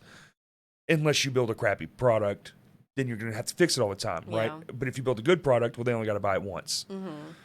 Planned obsolescence, we all know about these things. Sneaky. Well, I mean, I just get my ice cream somewhere else. Started out with light bulbs. Fun fact. Really? Planned obsolescence, yeah, in the early 1900s. All the big fat cats got together and was like, this stuff lasts too long. I went down a rabbit hole one day. I was like, why the fuck are we doing? Because we can make shit last forever. Yeah. We make pretty good stuff. We used to. That's the kind of stuff we like watching on YouTube. Sometimes you like see a video pop up and it's like something like that. Yeah. And you start watching more and more. Like What is my grandma's, my grandfather, no shit, from the 1950s, bought a refrigerator when they moved. He had it in the 50s. They moved to Texas. They put it in the garage because they got a new refrigerator for inside the house, right? It was his beer refrigerator. To this day, that fucking thing still works. To this day. It's still in the same spot, still plugged in, still running. that is awesome. Yeah, unbelievable. I mean, I'm sure it cost them $100 a month to run that fucking thing. It may not be as energy efficient, but it's still No. efficient at keeping stuff cold. Oh, it still works. Just like the day they bought it. Unbelievable. Never been maintenanced. Like, Yeah, you won't find that nowadays. no, and it's one of the awesome ones where you pull the handle out and then you pull the door open. Oh, It's super yeah. vintage, yeah. And they've That's just cool. had it the whole time, bought it new. That's awesome. It is awesome. They're all dead now, anyways. No. No, but my grandfather passed away. I was pretty young. I was like 6. Grandma got remarried, married to the same guy for a long time, probably as long, if not longer, than my actual grandfather, and he still lives there. So that's like the only Yeah. bullshit story. Anyway, A little side story. oh, my family's dead. Yeah. So y'all been through a ton of member changes too. I wouldn't If it's say just a you and your ton. husband, Yeah. maybe like one per. His siblings were in the band at first. Like his brother was a drummer. His sister was like, we had 3 guitars when So we y'all first a started. Partridge Family in it? A little bit, but then they dropped off. We had Jared Ives was like our studio / live drummer Yeah, for years. that is a cheat code. Yeah, that dude's too good. I'm telling you, Yeah. I just watch videos of him playing. I'm just like, make me sick. Yeah. I love him though. He's like family to us. But yeah, he was just like he did our EP. He was the drummer on our EP, and he played live with us for like 3 or 4 years. Right. He might actually be in our next music video. Sick. It's gonna be pretty fun and pretty wild. It's the video about CERN and the portals and dimensions. Oh shit, that does sound fun. Yeah, it's gonna be fun. But other than that, like we had the same bass player, Jamie Garza, for just a real long time. He left at one point and came back, and but yeah, I feel like we have a really solid lineup right now. I feel like no one's going anywhere, right? No, we try we're like we are friends and family first. So every time we talk about we had got our second guitarist who then passed away recently. we were very hesitant to even bring a second guitarist in. That's why we've been going with one guitar for so long. Is you can meet a lot of people who play guitar, but you don't meet a lot of people that like just click with you as a person. Oh, tell me about it. And I was like, we don't have any egos. It takes a long time to find the people that you fit in with on that level, that weird mental connect. Because like if we can enjoy the hangs and like having you over to our house or us going to your house or road trips together, right? Like what is even the point? What is even the point? Because you're going to learn the songs and we're going to realize, maybe we don't like Gerald. Gerald's kind of a dick. I don't know why I pulled out a 1950s name. Gerald Ives. That's probably why. Gerald. I probably was like, I could have said Gerald something Hives. more modern, like Kevin or something. Talking about those vintage fridges, had you thinking about Gerald. But yeah, we had found that guitarist, and I never actually got to meet him in person because we don't practice as a group very often. Philip had been rehearsing with him for a few months. My husband had gone up there and jammed with him. They FaceTimed me, and I talked to him through FaceTime and in our group chat. And he was awesome. He loved the cryptids and the paranormal stuff and the conspiracy theories like we do, and just music influences similar, just clicked perfectly. And then he had a medical emergency. I think his wife posted recently that they found out it was like a pulmonary embolism. No way. Yeah. How old was he? He was like maybe 40. Holy shit. A wife and 2 children, and R.I.P. just my dude. Very frustrating. That sad. is frustrating. Not for us, just like no, it's frustrating. No, I get it. I get what you mean. Yeah, it's frustrating. It doesn't feel fair, Right. It doesn't feel fair. Yeah. He was a really good guy. Damn. And so now we're just like, well, now we're back to not even wanting a second guitarist. It just it's like we got one and the Lord took him. Yeah. And so we had a couple of people like, sniffing around like, but y'all are looking for like a second guitarist now. And I was like, well, eventually. Yeah. I heard you like tone. Man, yes. Just you and my rig. Yeah. But, we will eventually get a second guitarist. But while we're so hesitant to bring new people in the band. It's funky. We had that a very similar issue happen to us, and it was like, maybe. Like, we know we want one. You have to have one for our style of music. Yeah. So, because we went, oh, good Lord. Get some of that monster water. That was strange, yeah. We went so long without one, and then you get one, and you're like, oh, this is so much better. This is so much. The fullness. It's the fullness. Yeah. That bottom, that foundation being there, like if there's a solo or a little like riff being played, like there's still like a good foundation. Being able to add the thickness to the bass tone. Like the bass is all the gravel at the bottom, and then they're just like, the guitar, even if it's just a simple bar chord over. Just filling it in. Just filling in the space, yeah. The insulation and the studs, There you go. Ugh. All the metaphors. I'm filled with them. That's a bummer, man. Yeah, golly. It was, we did that benefit show. Kurt was there. He took pictures for us, and we were able to raise like over $500, I think. That's awesome. Which, I mean, fuck yeah. For the fact that like there were not very many people there. But everyone who was there was buying merch, and I mean, it was just on like the same weekend that like Signs of the Swarm and Ingested and Entheos were there. So I was like, I know there's probably not going to be a lot of people, but just being able to like bless his family, like if this is y'all's utilities and groceries for the month, even if it just pays for the meals and the the gasoline to get back and forth, it's such a hard time. Nothing can like wipe away the grief, but if we can like ease the burden and just help for even a minute, that's really what it is. The burden, easing the burden of regular life, so the hard part can happen. Yeah, exactly. With less stress is very. We did the same thing. Raised money for our show. Like ours was our comeback show. We had been on hiatus for like we broke up and came back, but I guess when you come back you have to call it a hiatus. I don't know how that works. We got back together and like first show right out the gate, it's like okay, and then it wasn't supposed to be a benefit, and we weren't necessarily going to make it a benefit, but we ended up thinking we'll just give all the money to his mom to help with the bills and stuff. And ended up Sam gave us everything. The venue donated all of it. Vinos did that for us too. They paid the sound guy and they said, y'all keep Yep. what we were going to keep. Yeah, that's what happened too. Paid the sound guy, so kept nice. all of it. Yeah, it was so cool. It's neat when people step up like that. Yeah, it's like the scene. I mean, like we've been playing at Vino's for years. You don't have to do that. I know there's electricity bills and all this stuff, and you have to pay staff and the sound guy, which the sound guy should always get his money. I mean, he's the one working for pennies, being there for 10 hours. Yeah. Here's your $100, Bill. Sorry. Yeah. Shout out to sound guys. They don't get enough credit. They really don't. They make the world go round. All the behind the scenes guys. I've worked some of those big shows, and you just people don't understand how much time goes into those. When they're like, they were here all day. You hear the bands that do think, oh, they were here all day. It's like, dude, yeah, they were here all day, and they were working their asses to the bone. Yeah. Our drummer Philip just did a show. He had Imperial Triumphant in Northwest Arkansas, but he was the one doing the show. He was the promoter for that show. And I mean, and that was last week or earlier this week. I feel like it was this past Tuesday.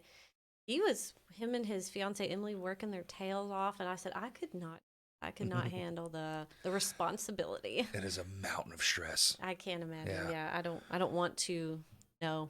After it's over, it's pretty great, but it's you're like, I pulled it off. Yeah. Once it's successful, even if it's bad, you're just like, I'm glad it's over. At least it's over. You just drink a beer and just woo-wee. Or in your case, a big jug of coffee. Yeah. I did, yeah. After Vino's, when we played there for the benefit show, I showed up and it was time for my coffee. And I was like, I went up to the counter to order our pizza. I was like, y'all don't happen to have coffee, do you? And she was like, we can brew you some coffee. And y'all, it was the best coffee. It was so good. That's because everything there is coated in a layer of flavor. I thought you were going to say a layer of grease. No, well, I mean, that's where the flavor comes from. Where do you think the flavor? Yeah. No, it was really good. So I was like, thank you. Y'all saved me. You saved everybody around me. Everyone knows flavor comes from old walls and grease. And just, it's a little unkempt, but enough kempt where we're not dying from stuff. Yeah, no diseases. Because all the best restaurants, if you go and it's fancy, sure, it'll be good, but it won't be timeless good. Then you go to a place like Vino's and you're like, it's the same every time, and it's unbelievably delicious. You're like, it looks pretty gross in here. This is going to be good. Oh, the worst, the better. Gus's Chicken in Memphis, it's a hallway, and it literally grease on everything. They deep fry, it's chicken and waffles, they deep fry everything. And it's the best chicken I've ever had in my whole life. But it's the original Gus's. We have a Gus's, but it's in Arkansas. It's too far removed. It's still good. It ain't got shit on original those Gus's. Greasy wall Gus. Yeah. Greasy wall Gus. That's old Greasy Gus. There you go. So what's next in the plans? Just finish the album? Yes.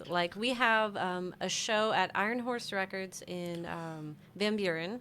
There's a place called Iron Horse. Oh, it's like a record store. It's a record store. They have screen printing in the back. What the fuck? It's really cool. Our bassist is the manager there. For real? I want to play a show there.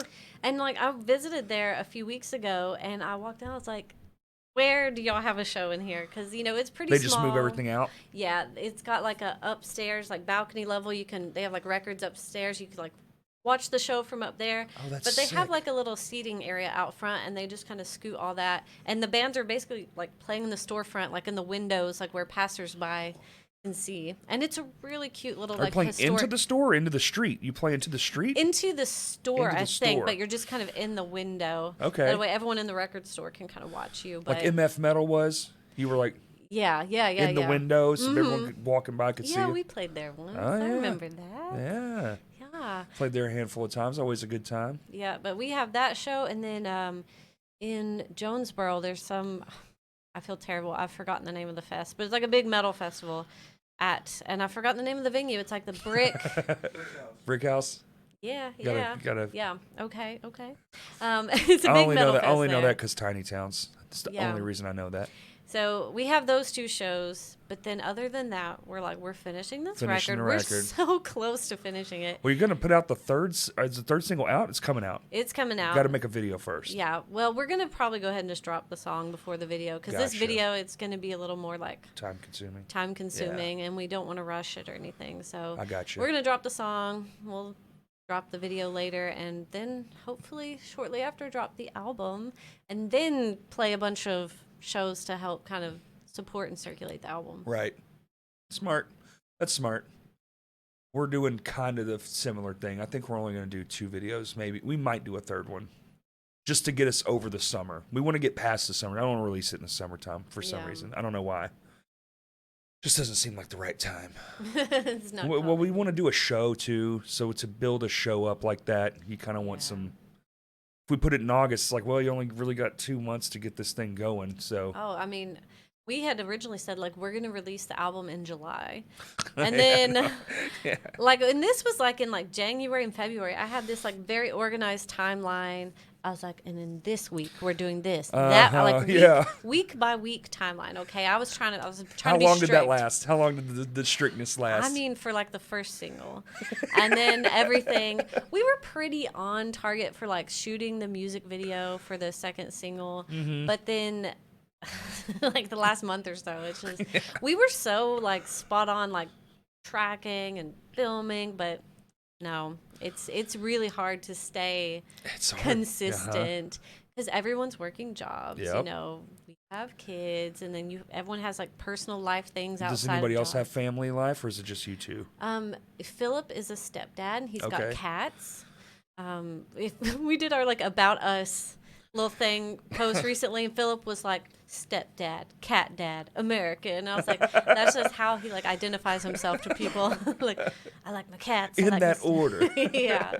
But yeah, I'm like, do I know my band members? Like, yeah, no one else has kids. Yeah.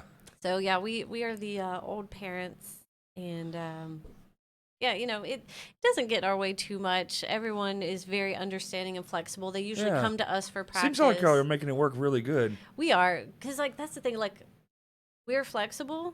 We don't get offended easily. We don't like. We'll just talk to each other. Yeah. If like I have seen some other local bands where it's like someone is unhappy about something, but they don't feel like they can speak up, or someone doesn't really like the new musical direction, but like, oh well, I'm just gonna go with it.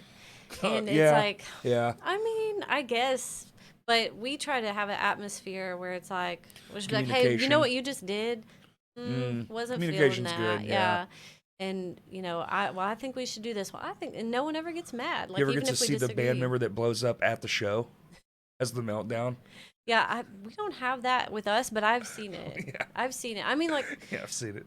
We've all felt frustrated and been like, oh, you know, like, but not like a true meltdown. I've definitely thrown some tantrums. I don't know if I've ever had a meltdown. I've definitely been tantrumy a bit. I get a little bit like, why the fuck didn't that go the way it was supposed to? Like, we've been doing this for so long. I get frustrated myself more than anything. I get so mad when I mess up. It's unbelievable. We're very self-deprecating. That was the one thing. Like, Sam told us after that last Vino show, she said, Alex, if I ever hear you like put yourself down on stage again. That you can't do. You do that behind the scenes. That one I will stand up and say, never, ever apologize. I don't know if he was just like, I don't know what I'm doing. I can't even remember what he said, but she was like, Alex, you're too good. You don't ever put yourself down, especially on stage. Well, and crowds are understanding. They're like, shit happens. Yeah. But when you say like, oh man, it's like it changes. It shifts the whole room in an instant. It's crazy. Bit, yeah, downing yourself on stage is no bueno. Unless you're making a joke. If you can turn it into spin it into a positive, I guess is what they call it. Yeah. But that is so hard to do. Yeah, we're very self-deprecating, but we do try to keep it all like, you know, behind the scenes as much as possible. For sure. We try to keep everything positive. Like at band practice, at shows, we really try hard to. Right. It's hard. Listen, I know it's hour 74 and we haven't been to sleep yet. Yeah. And, you know, you have shows when you walk off stage and you feel really disappointed. Oh, God. And, like, with yourself or maybe, like, with the sound. That honestly happens the most with us. Like, we just are so frustrated. Like, couldn't hear. You know, we messed up this part. You messed up that part. Like, it's frustrating because, like you said, nailed it at practice. Yeah. And then we get on stage and it's like. And stage dynamic is so different because at practice, we're set up where we can hear everything. Drummer can hear. I'm a drummer. I can hear my guitar mates. Can take your time, like, getting everything right. Like yeah, the sound. for some reason, or like if a monitor fails mid-show, oh my God, like the one we just did in Fayetteville, I fucked up 2 parts because I really need to be able to hear those parts. And I had my own monitor, but for some reason after the 3rd song, I don't know if the mic got moved or whatever it was, but the sound just kind of just went away. And so I just when you're back there, you're just yeah. It's just like a wash of noise. It's a wash of noise, and I was just doing my best to just put my head down and keep up, and Yeah, I mean, you tell yourself, like, I know this song forward and backwards, and as long as I just stick to my part, surely I'm going to be with everyone else. Nope. Nope. There's only 2 songs we play where there's a guitar cue that I have to have, like I have to hear it, or I'm gonna miss it because it happens. We don't play to clicks, so it's just a different tempo. Whoever is feeling what. Yeah. So you really need that. You really just need that tiny little moment to exist. Some cues here and there. Yeah. Yeah. It's scary. Like, me and Justin have kind of created a system where if like mid-show I'm like, hey, I can't, I'll point to my ear and be like, and he'll just turn around and show me the riff. Yeah. That helps a lot. Yeah, my husband sometimes, like, we'd have parts where he'd get his guitar neck and be like, show us the downs. But typically if we can hear, like, our drummer's snare, and hear the guitars, I think we can all stay on track. Yeah. But him having, like, his click in ears, I'm like, as long as I can, like, follow him, right. I know he knows what he's doing. The boom and the clap. Boom and the clap. Yes. Yeah. And, my personal technique, I hate to give away my trade secrets here, but if I ever get to where I can't hear and I'm kind of lost, you know what I do? I just pretend like I wasn't supposed to play on that part. And I just don't play on that part. And I just, like, hold on to my keyboard stand. I just, like, start windmilling. Right. Till you pick it back up. And, like, yeah. And then, like, when I hear, like, I know where we're at now. And then I'm like, and I act, like, real dramatic, like, and this is where I come back in, And everyone's like, okay. Because there genuinely are some spots where I don't play. Yeah. And I'll just either, like, point at the crowd or, like, get them hyped up, or I'll just, like, headbang. And so sometimes I just create new parts. Isn't it incredible that that's going on in the back of your mind while you're covering for your own self? You're processing so much information at one time. Put on a show. I'm gonna, hold the thing or whatever, so it looks. It's intense. But all I'm actually doing is. Holy shit. And no one cares. No one cares. No one knows. No one knows. Who's gonna know? It's when you're a drummer, they know. Yeah, that's exactly what I was doing. Oh my God. My favorite, that little pause, and he's, oh my God. Oh my God. Yeah, if the drummer did that, it wouldn't work out. So it doesn't work with the drums. It's the only one. I kind of, like, get a cheat. Like, in the guitarist, I feel like couldn't just stop playing. Vocalists can stop. Mm-hmm. You can always do this. Just pretend. It doesn't matter. You're like, oh, I thought y'all knew the words. My bad. Giraffe. Just scream anything. And then guitarists can do it because you got the drums and the bass just filling in the void. It just sounds like a break, a break point. But yeah, if the drummer quits, it's everyone goes, hey man, what'd you do that for? That's just drummers. I could never handle that responsibility. It's like everyone is following you. Yeah, you're the backbone. You're the literal backbone. You and the bassist. If you have a good rhythm section, no one will even know you're there doing your job. That's the weird thing about drum, bass, because you're the 2 least on the totem of bands. No. Oh yeah, don't even go there. We all know who's at the top: vocalist, guitar, rhythm guitar, bass, drums. Drummers at the bottom of the barrel. The keyboardist wasn't even on the list. Well, there's only like 7 bands that have a keyboardist. Yeah. And to be fair, all of those 7 bands, all of their keyboardists are usually at the top of the list. Because it's so rare that they're usually phenomenal musicians, Well, I am not. You are. The guy from Necrogoblicon. Oh, yeah. He is so good. What about Steven, what's his last name? Silvis? I always fuck up his last name. From Any Given Room. Have you seen them yet? Not live. Well, your kid would like them. They covered Paramore. Oh, and they're very like pop-esque. She would probably like that a lot, yeah. But he plays keys and sounds and stuff. He is a god. Yeah, no, not me. I'm a mediocre. That's how I feel about myself too. And that could be more self-deprecation. Like I I get by for what we need, you know. Yep. And I enjoy playing. I don't think I'm bad. I enjoy what I do. Oh, I love playing. Yeah. I even did it at practice the other day. We were You playing.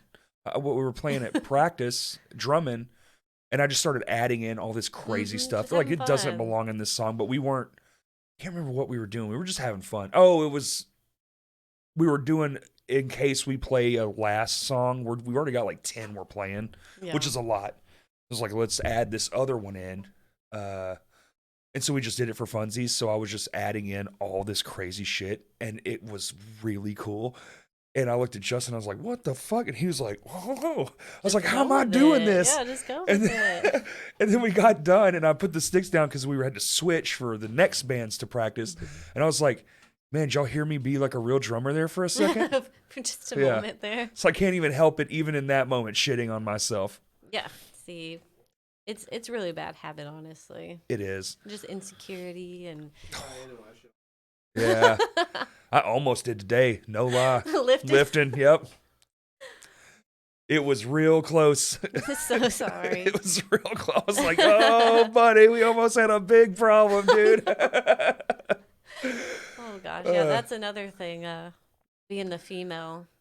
And that could be any genre music scene. I don't know. But I feel like all the guys I'm around, they'll be like, close your ears. Or like, we're about to say something really gross or really inappropriate. Sure. But I was like, no, it's okay. I'm used to hearing You're like, I've given birth.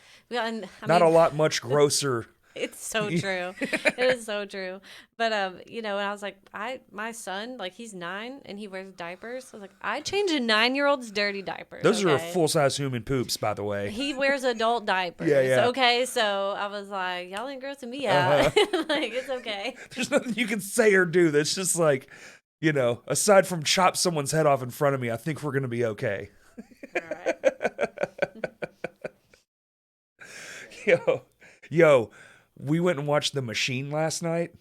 It's one of the funniest movies I've seen in a long time. Go watch it. I've seen like the poster. I don't even know what it's about. It's a comedian, and he had his joke that literally one joke made this man famous, and it's about how he got involved with the Russian mafia.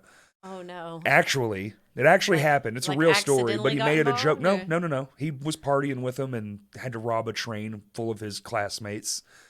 But this movie is that story. Mm-hmm. It's gotten so over the top, but it's so fucking hilarious. And there is a scene, I don't want to give it away, but it is one of the most grotesque things. But when it happens, I've only been in 2 movies since everything got like back open.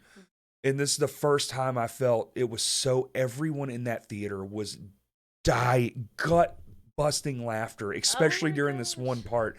And it is so fucking horrifying, but it is so funny because that's what this movie does. Is it's you know how there's like suspense thrillers where things just pop out at you. Mm-hmm. It's that, but with funny, with like a lot of comedy. Oh, so that sounds fun. So you don't see it coming, and then it just happens, and you're like, oh my god! I laughed so hard. It happened, and the moment happened, and I laughed. The air came out of me so hard I burped. Okay, well, we're gonna have to go see that now. Me and my husband. Like, that sounds awesome. It's very funny. I love highly a good, like, recommend. You know, jump scare, and I love good action, but comedy. Get us laughing, and it's a graphic scene.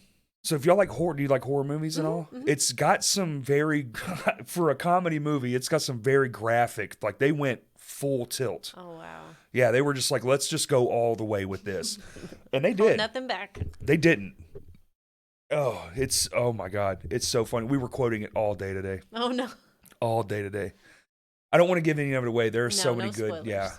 because it's brand new. It came out like 2 days ago.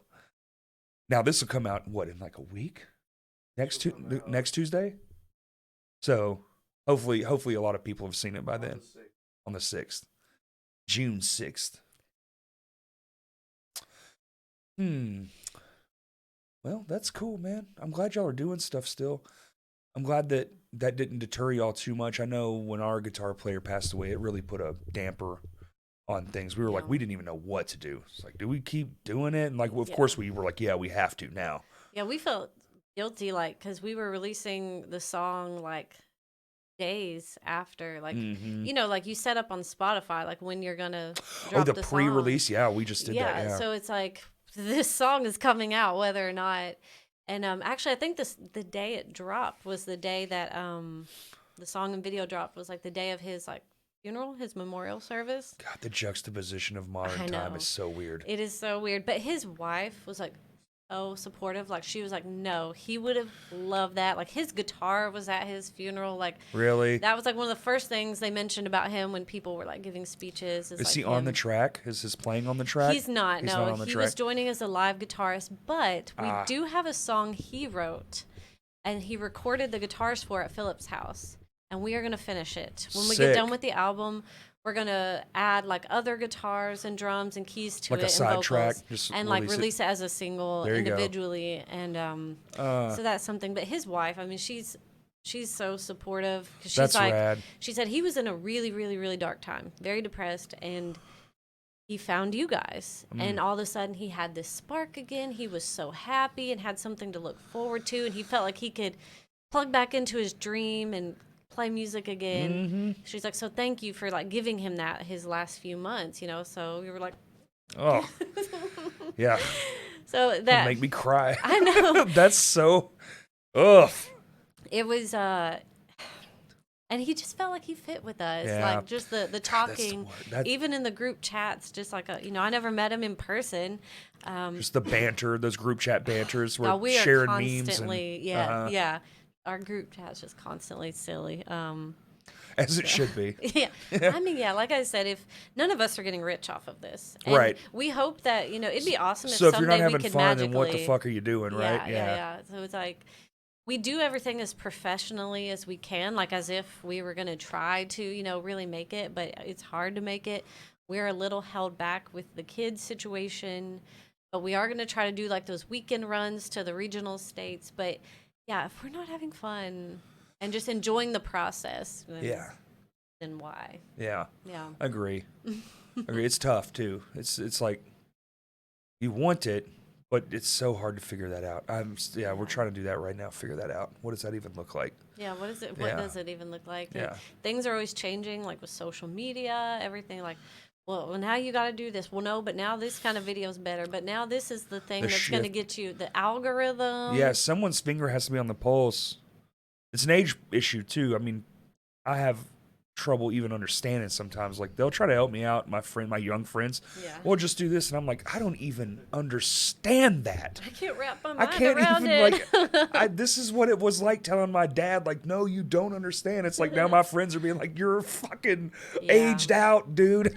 Yeah, I'm trying really and it hard. changes so fast. Oh, well, that algorithm doesn't work anymore. Motherfucker, Yeah, I just yeah. got this one down. You have to do the hashtags. No, now the hashtags are bad. But then, no, now you got to do them in the You comments. got to limit your It's- hashtags now. Yeah, like yeah. only like maybe 8, and you got to do them in the comments. Don't do them in the post. And That it's- oh yeah, do it in the comments is a huge one. Yeah, That's a it's- recent debacle. But I'm not seeing any difference in doing that, honestly. Not so, either. but yes, you have to find that balance of I'm trying to understand, have my finger on the pulse of like how things are shifting. And be a mom.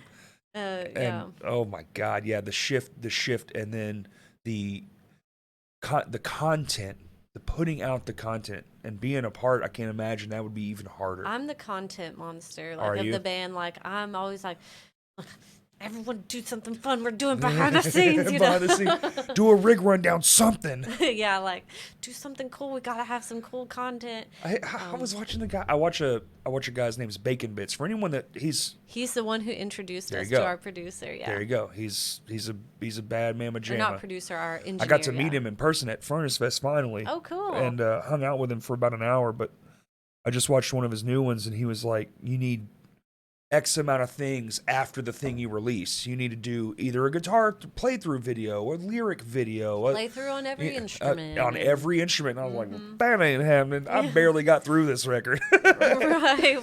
We just survived getting through the record. I should have filmed the recording of the record, because there's no way I'm doing that again. Yeah, that is something like I wish we had recorded more of us like actually like In the studio. but We the have studio nothing. the studio is a It's not a room in our studio. house, That's right. you know. Ours was and- too. Ours was an office Yeah. with we had like 2 offices side by side. One was where we would track at, and then the other one was where the amp would be. And we would kind of manipulate the environment in that room to get the tone just right. It's... Which I will say, I think our tones on this record are mucho. You got 'em. Yeah. That's awesome. Yeah, shout out to fucking Dalton Kennerly Levels. He did our drums. Yeah. Oh my God. They are ridiculous. Awesome. That makes all the difference, yeah. It does. I'm especially in love with all the tones in this. I think we set out, we were like, we got to make a real record. You know that thing? We want to make a real record. A big record.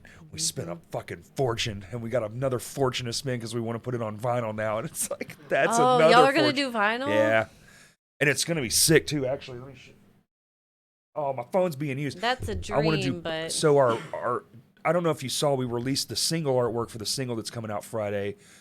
But that is the album artwork. But we're just doing that with the single, with the names across the front of it. Okay, yeah. So it's like both things. And then we'll do 1, 2, maybe 3, and then the album itself, which will just be the art of the album. But, damn, what the hell was I talking about? The vinyl. The vinyl. Oh, yeah. So the vinyl, so it's all vintage. It's all vintage. And we found this place that makes these like limited run, and they're made out of recycled materials. Oh, that's cool. And they look they're muted, so they have like this vintagey kind of feel already to them. Yeah. Yeah, it's I am very excited for that. That's a big investment. We're going to make 200 of them because you have to. That's the minimum. A lot of places you used to be able to do 100. Now it's like 200 and 300, the minimums. I mean, I get it. You got to make it worth it. Vinyls are big money. Yeah. But I'm over here like, I know I can sell 100 records. Yeah. I have 100 friends. I will force them to PayPal me. I'll give you a paper cut. Send me $20. I'm giving you this record. In exchange. Yeah, I don't care if you re-gift it or what. Yeah, that's, man, see, I want us to put this, because this is our first full-length album. Ours like, too. Yeah, as a band, like, we've been around for like 16 years, I think. We got a lot of parallels. Yeah, we've had like an EP and some singles. So it would be nice to be like, yes, so let's commemorate with like a vinyl. But I was like, we're spending so much on the mixing and mastering. I was like, I don't know if we should also spend so much on a vinyl. I feel like you should, just because what if just for some odd reason it's the one? Yeah. You know, because making a full-length record is kind of outdated. There's still people doing it for now, but it's slowly but surely going to just... You're outdated. I am, yeah. Hey, old man, it's all about the single, and it really is. The single's what garners you all the attention. Yeah. The record's going to give you the money, but you could get the same with an EP. You could do the same amount of, 1, 2, 3 singles, 2 singles, drop a fucking 5-track EP. It's more sustainable. Like, I feel like there's more motivation because there's like an end more near in sight, whereas like with an album, like it's like this long haul, daunting task. Process, yeah. But if you know, like, dude, we got to knock out 4 songs, we can do 4 songs. 4 songs is cheaper to produce, it's cheaper to get out, it's cheaper all around, and even if you did want to do a record, split it in 2, market it 2 different ways as like Dr. Jekyll, Mr. Hyde. Like there's 2 records, but it's one thing.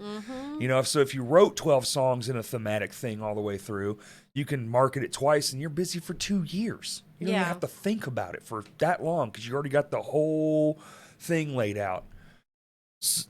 But I think that's kind of why you have to do that now, because it's so accessible. If you're trying to crank out an album every year, my God. Yeah, we have our eyes on, like, already, even though we haven't finished this, on some singles after, the song that Justin wrote, and then we have a couple of other songs that we felt like weren't going to be ready in time for this full-length album, but that we're like, okay, as soon as we're done with this, we're going to start working on these. So it could be another EP or just some singles. We don't know. Crows is doing that with our EP. We have already the EP, and then we already have 2 more songs, and we're like, we're just going to record those at the same time. Yeah. And then just sit on them. As far in advance as you can plan, so you can start getting your content, your release dates, and just everything, the better. So that's why at the beginning of the year, I was trying to be like, here's our plan. You did pretty good. You made it to 1 run. You made it 1. Yeah. Well, and I mean, our music video did release almost when we wanted to. We had to push that date back a little bit, but yeah, this third This third single has Taking been more its- elusive. It's on purpose, actually. I've been lying this whole time. What? I didn't say that. We did this on purpose. There's not enough. What I heard somebody say one time. There's not enough mystery in music anymore. And I don't disagree, Yeah, but that's I'm an true. old head. I think that's just from age. I think kids, they just like, yeah, who gives a shit? Give me the Yeah. thing. Yeah. Yeah, Yeah. I don't care about your mystery. Well, then it's as much as we try to like keep our finger on the pulse. It's like at the end of the day, we can only do what we can do. Yeah, I mean, at that's the end of true. the day, whatever like mental and physical energy we have left to do, There's still limitations to Yeah. it. Yeah. can't always get content out. Okay. It's Oh like, God, no, you're talking to the worst content creator of all time. I love putting together content, but it's like I homeschool my daughter, take care of my son. You know, my husband works full time, overtime, like Oh yeah, constantly. he's a welder. so- Yeah, that's a job. He works at Falcon Jet, so he's Holy like, smokes! Yeah, you know, aircraft welding, and they So he's keep a them busy. badass. He's a really good welder. you'd have to be. You can't just weld on planes and not be. Yeah, well, I mean, he's awesome. not like doing any like flight critical parts. It's more like interior stuff. Sure. But even that, like, Oh, it has to be perfect though. Within a Yes. card, I know my buddies work. They have a card that they have to like. This can't be within this. They call it a tolerance. You know, you have to be within this. Yeah, and like they're welding on like stuff that's like paper thin. paper. Yes. Paper. So, and his welds are perfect. They look. He always says it's like a little row of dimes laid Yep. over.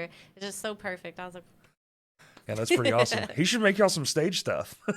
you know, Take yeah. some scrap parts for some airplane, nice lightweight aircraft carrier aluminum, but Make real some cool strong. props and stuff. Yeah. Yeah, some ego risers, maybe a wicked keyboard stand with some fucking arms coming up, like holding the keyboard. That would actually be cool. Yeah.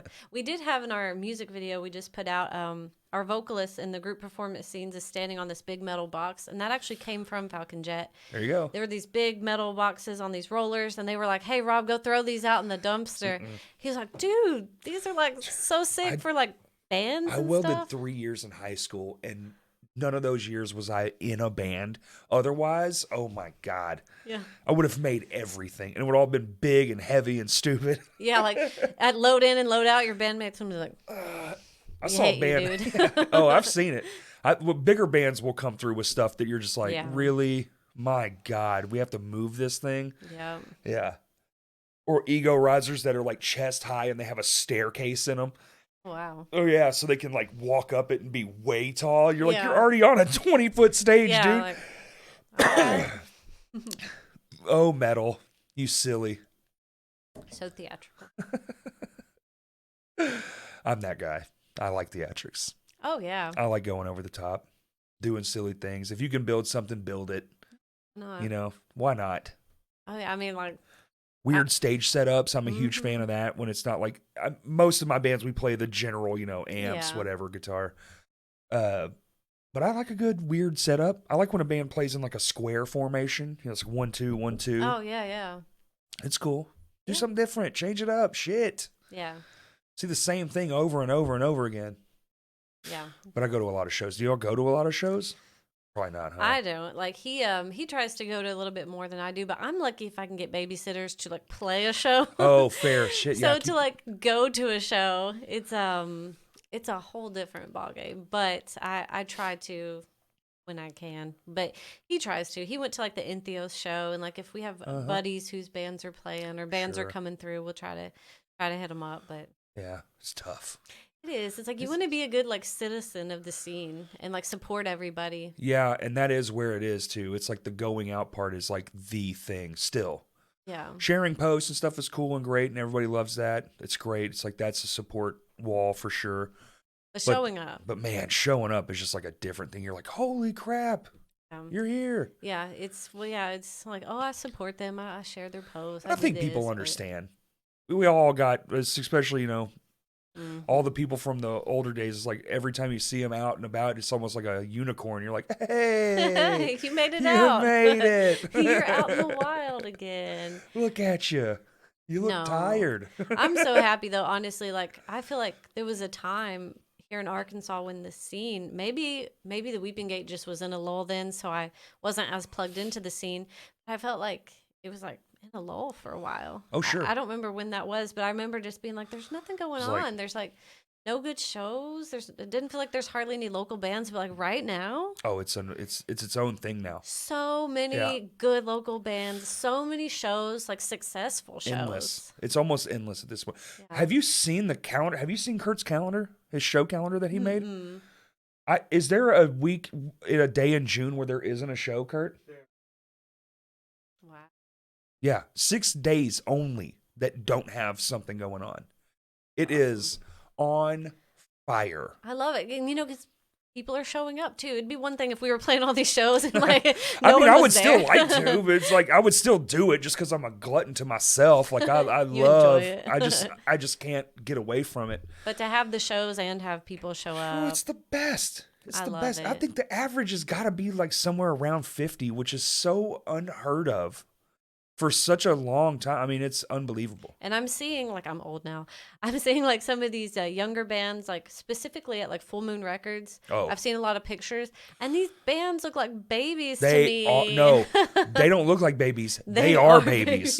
And, like, then you see pictures of the crowds, and they look like babies, too. But I'm like, that was me, like, exactly. as a teenager going to shows at Vino's. That is happening again. That is it's The turned new over. generation You know how is you arising. till the earth to get the good soil back up to the top. Yeah. That's what's going on. It's like, this is good fertile soil. All you old soil, get the fuck out of here. Well, like, you look at your stats as a band and it'll tell you like the age range of people who are like listening to your music or liking your posts. I'm just like, where are you 16-year-olds at? How No, come none of y'all ours listen? is definitely like 35 to 45, hard stop, know. all male. Like there's no wiggle room in our style. Yeah, I will say we have like a few really dedicated like younger fans from out of state that we have one guy who's been listening to us since he was like in high school, and now he's like 20 and he's a dad, but he's been like a huge fan. I'm going to say his name. His name is Darian. He will be Shout so out, Darian. ecstatic. What up, dude? When he had his baby, like he said, "Can I FaceTime you guys?" Like, Aw. I was like, "That's it. We're the godparents. Me and Robert are the godparents to your baby." It's his baby. And I was like, "We don't know him. Like, he's been a fan like for years. We know him through Instagram, and we do and you FaceTimed don't, his though, baby. right? Yeah, you FaceTime, you've talked, you've had this. It's like it's a weird way to be a friend now, but that is kind of modern.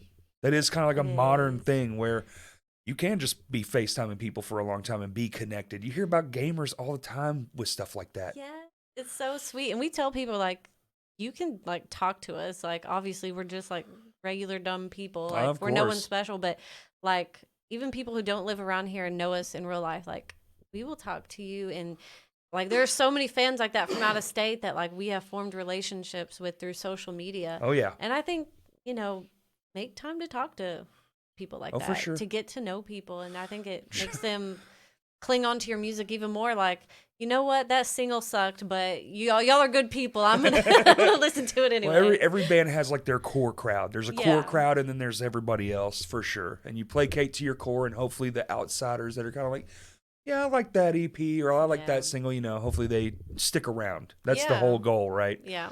I think the magic number is like 10,000, like your core audience, and that's like you can live on that. That's like the livable number. They've mathed out everything. Yeah. Yeah. Knocked out. I'm surprised y'all aren't bigger like overseas. I feel like y'all have a sound that would be. We have a really amazing Australian fan. I was gonna Shout out say- to Joshua. I was gonna say like those areas. Yeah. Those like, I guess Australia actually counts too, but I was thinking like the New Zealand, Yeah. kind of like more up north, where like the more like they love the operatic, Yeah. the stuff with the melodic. Do you know where New Zealand? Yeah, Are you thinking of like European? European, like that's what I'm thinking. Swedish and stuff? Sweden, Yeah, not like Sweden though. What's the other one? What's the one? Norway. Norway. That's where I'm thinking. Do you know Norway, where New Zealand Finland. is? I guess not.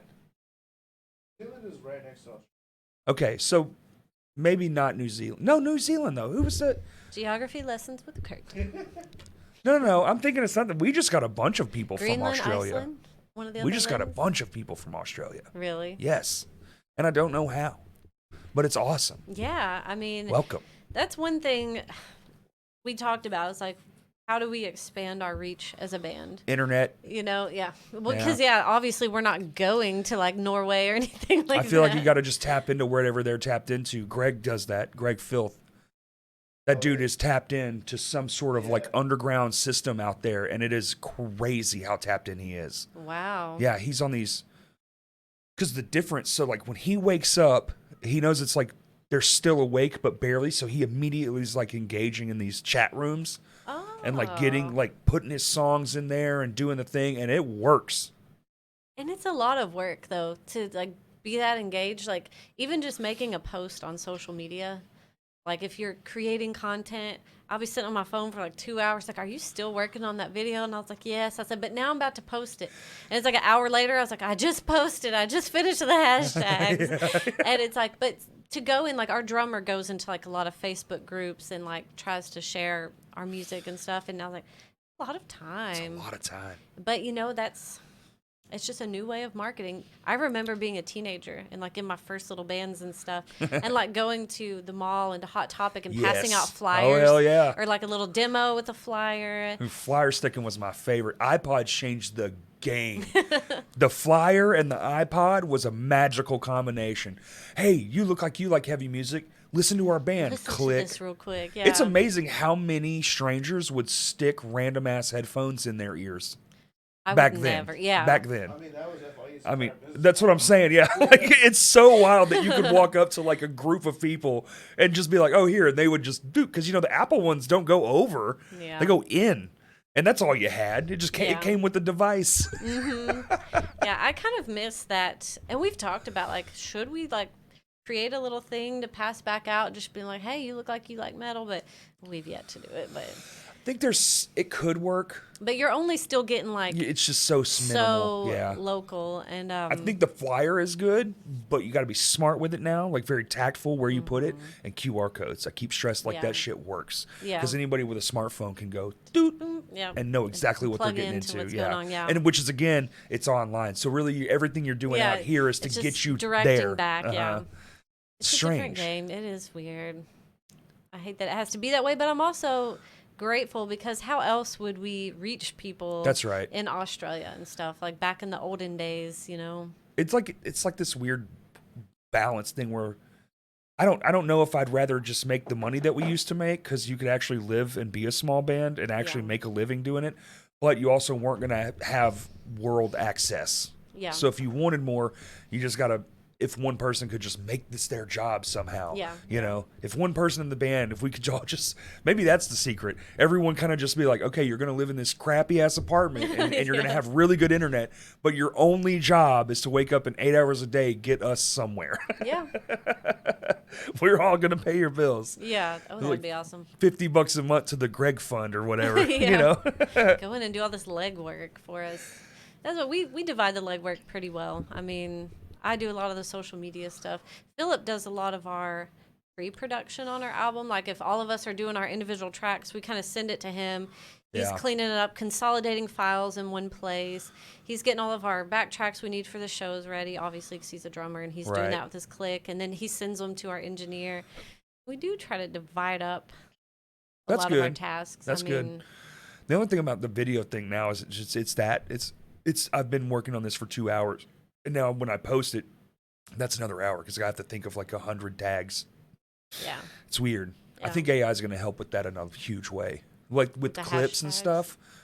They've already got a site you can go to, drop in say like a 30-minute video, and it will go through and analyze the video and poop out clips for you. Wow. With the stuff already on it, the captions and everything just already there, and you can just sift through those and just, okay, I like this one. It's expensive as all hell. Yeah. Don't get me wrong, but eventually that's just going to be something your phone does. Yeah, eventually it'll become more common. That's cool. It's weird. Yeah, it is weird. It's weird, but it's cool. It's like it's going to make that part of the job a lot easier. The AI thing is like... It's tricky. It is very tricky. We're walking a really weird rope. Yeah, it is. I don't want to like ever step on any artist's toes. I don't either, but I feel like it's all going to go away anyway. Music, everything. You're just going to be like, because you'll just be able to say it. You'll just be able to go, I want to hear this. And it will just go, okay, here you go. Its first purposes are going to be the artist using it, which you're Yeah. already seeing that. Yeah. You got, I mean, the number one job in Silicon Valley right now is like a prompt engineer. Wow. People who can finesse AIs, because AIs aren't really AIs yet. They are, but they aren't. Yeah. Still need a lot of guidance. They still need a lot of guidance, and all they're doing is cherry picking. They're not actually creating; they're stitching. But that's all gonna change. They're gonna stitch enough to where they start picking it up and learning it, and then it became, oh, now I can make it this much different, and blah blah blah blah. Yeah. Copyright law is about to get real weird. Yeah. Yeah. It's already a touchy Well, subject we're already there. Yeah. We're already getting the Drake. Was it Drake? Yeah, it was Drake with the song that literally, like, it's not a Drake song, but it is a Drake song. An AI made it. Wow. And once it's on the internet, you can't delete. They were like, delete that. And so the guy deleted it, but it's like, dude, it's been shared 50 million times. It's over. They've got it. Yeah. You know. So it's gonna get weird. It's creepy, but Yeah. I think if you use it in your favor, like say an artist makes something for you, some big thing, you can use AI to enhance it or give you ideas, stuff like that. I think that's how it's going to be at first, and then eventually, because we're all going to go, yes. Oh, it's easier. Yes. Oh, it only took 30 seconds. Yes. It is scary to think about, like far in the future, but it'll go to, there'll be sext of people where these are the AI people. They love this shit. That's all they do. And then there will be people who are like, I only want to mess with. It's just the same way how we have people that live off the grid now. Yeah. It's just there'll be a whole group over here. So if you want to just be original human-made art, period, plain and simple, we're all over here. The AI people are over here. That's definitely going to be a thing for probably a long time, I would assume. Unless it becomes sentient and Terminators us off all the planet. Listen, no, don't even say that. That's really scary to think of. You hear people talk about, like, all these experts about how that could be a thing, and I'm just like, shut up. Could, probably will, probably Shut will. up, no. I love sci-fi. I love reading. Like, I'm a huge book nerd. Oh my God, I'm constantly reading. You can put space in any movie, and I'll watch that movie, bad or not. Right? Just the thought of being floating in space. I would go to space. Would you? 100 right now. You would go to space. Right now. They could come in the door, grab me up, and be like, we're going to outer space. And be like, fuck, yes. What if something happened on the don't way give a up? shit. What if something happened up there and They'll you can remember never me come forever. back? I don't care.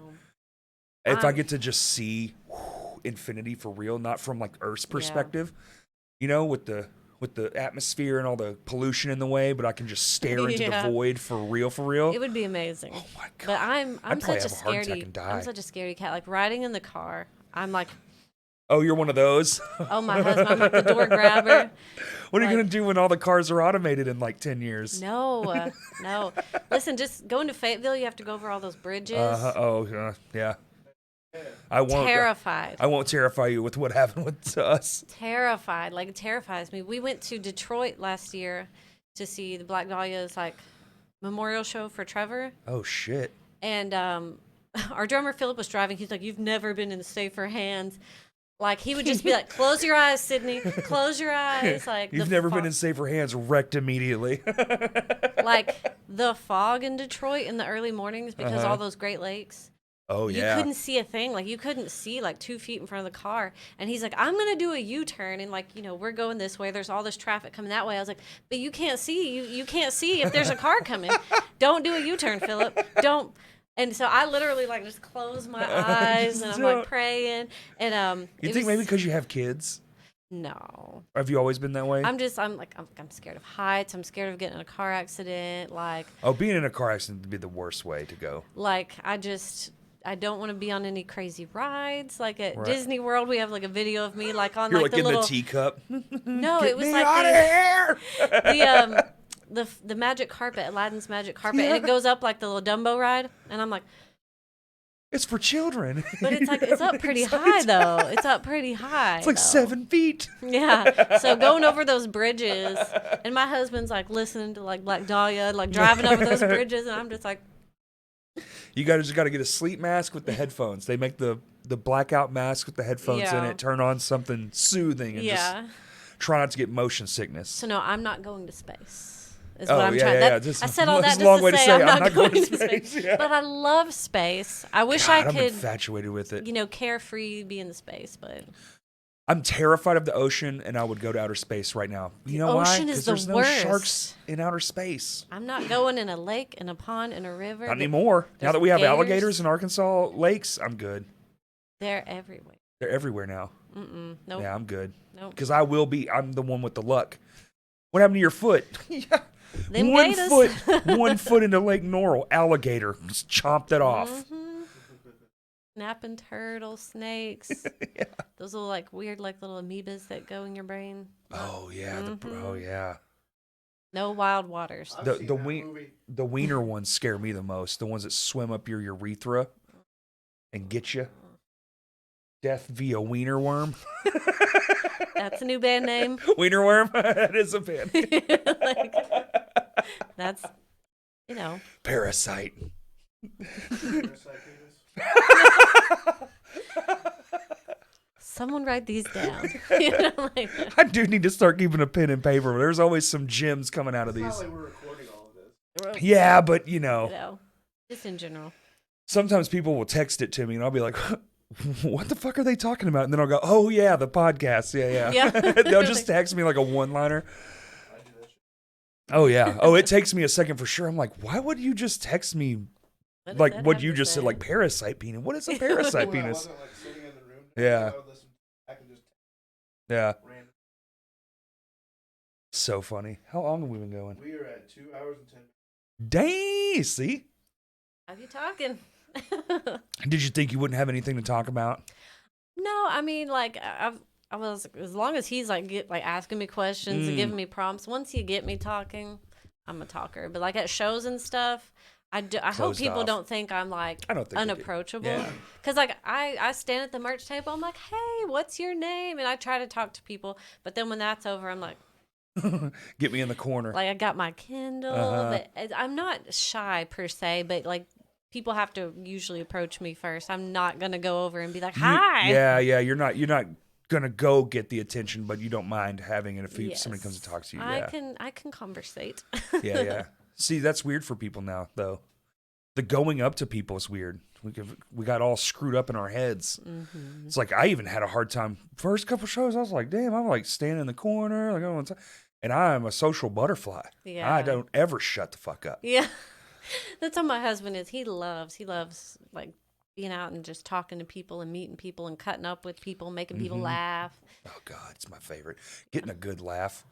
I'll go home and be like, if I say something I thought was hilarious and I don't get a joke, I'll be like, man, that sucks. I hate that one didn't work. Yeah. Yeah. Let me rework that one. Dude, it really does sometimes. I really wanted to be funny. Like, I was trying to be funny. That's how I was being effective. Yeah. They were like, dude, you're just nothing? Really? Nothing? Aw. Nothing? Anyway. Ruined my own day. Right. Hey, you didn't have to say the joke. What was that? Cat. Kevin cat's making name his is grand Kevin? return? Yeah. Very generic cat name, I know. Listen, there was a cat up for adoption in like this Arkansas, like Central Arkansas Cat Rescue. Uh-huh. You know the Persian cats with the flat faces? Oh, yeah. Okay, there was like this old one. I love old animals, first of all, because they're just like chill. Same, they're chill. They've seen some things. Both you my know? cats were both older.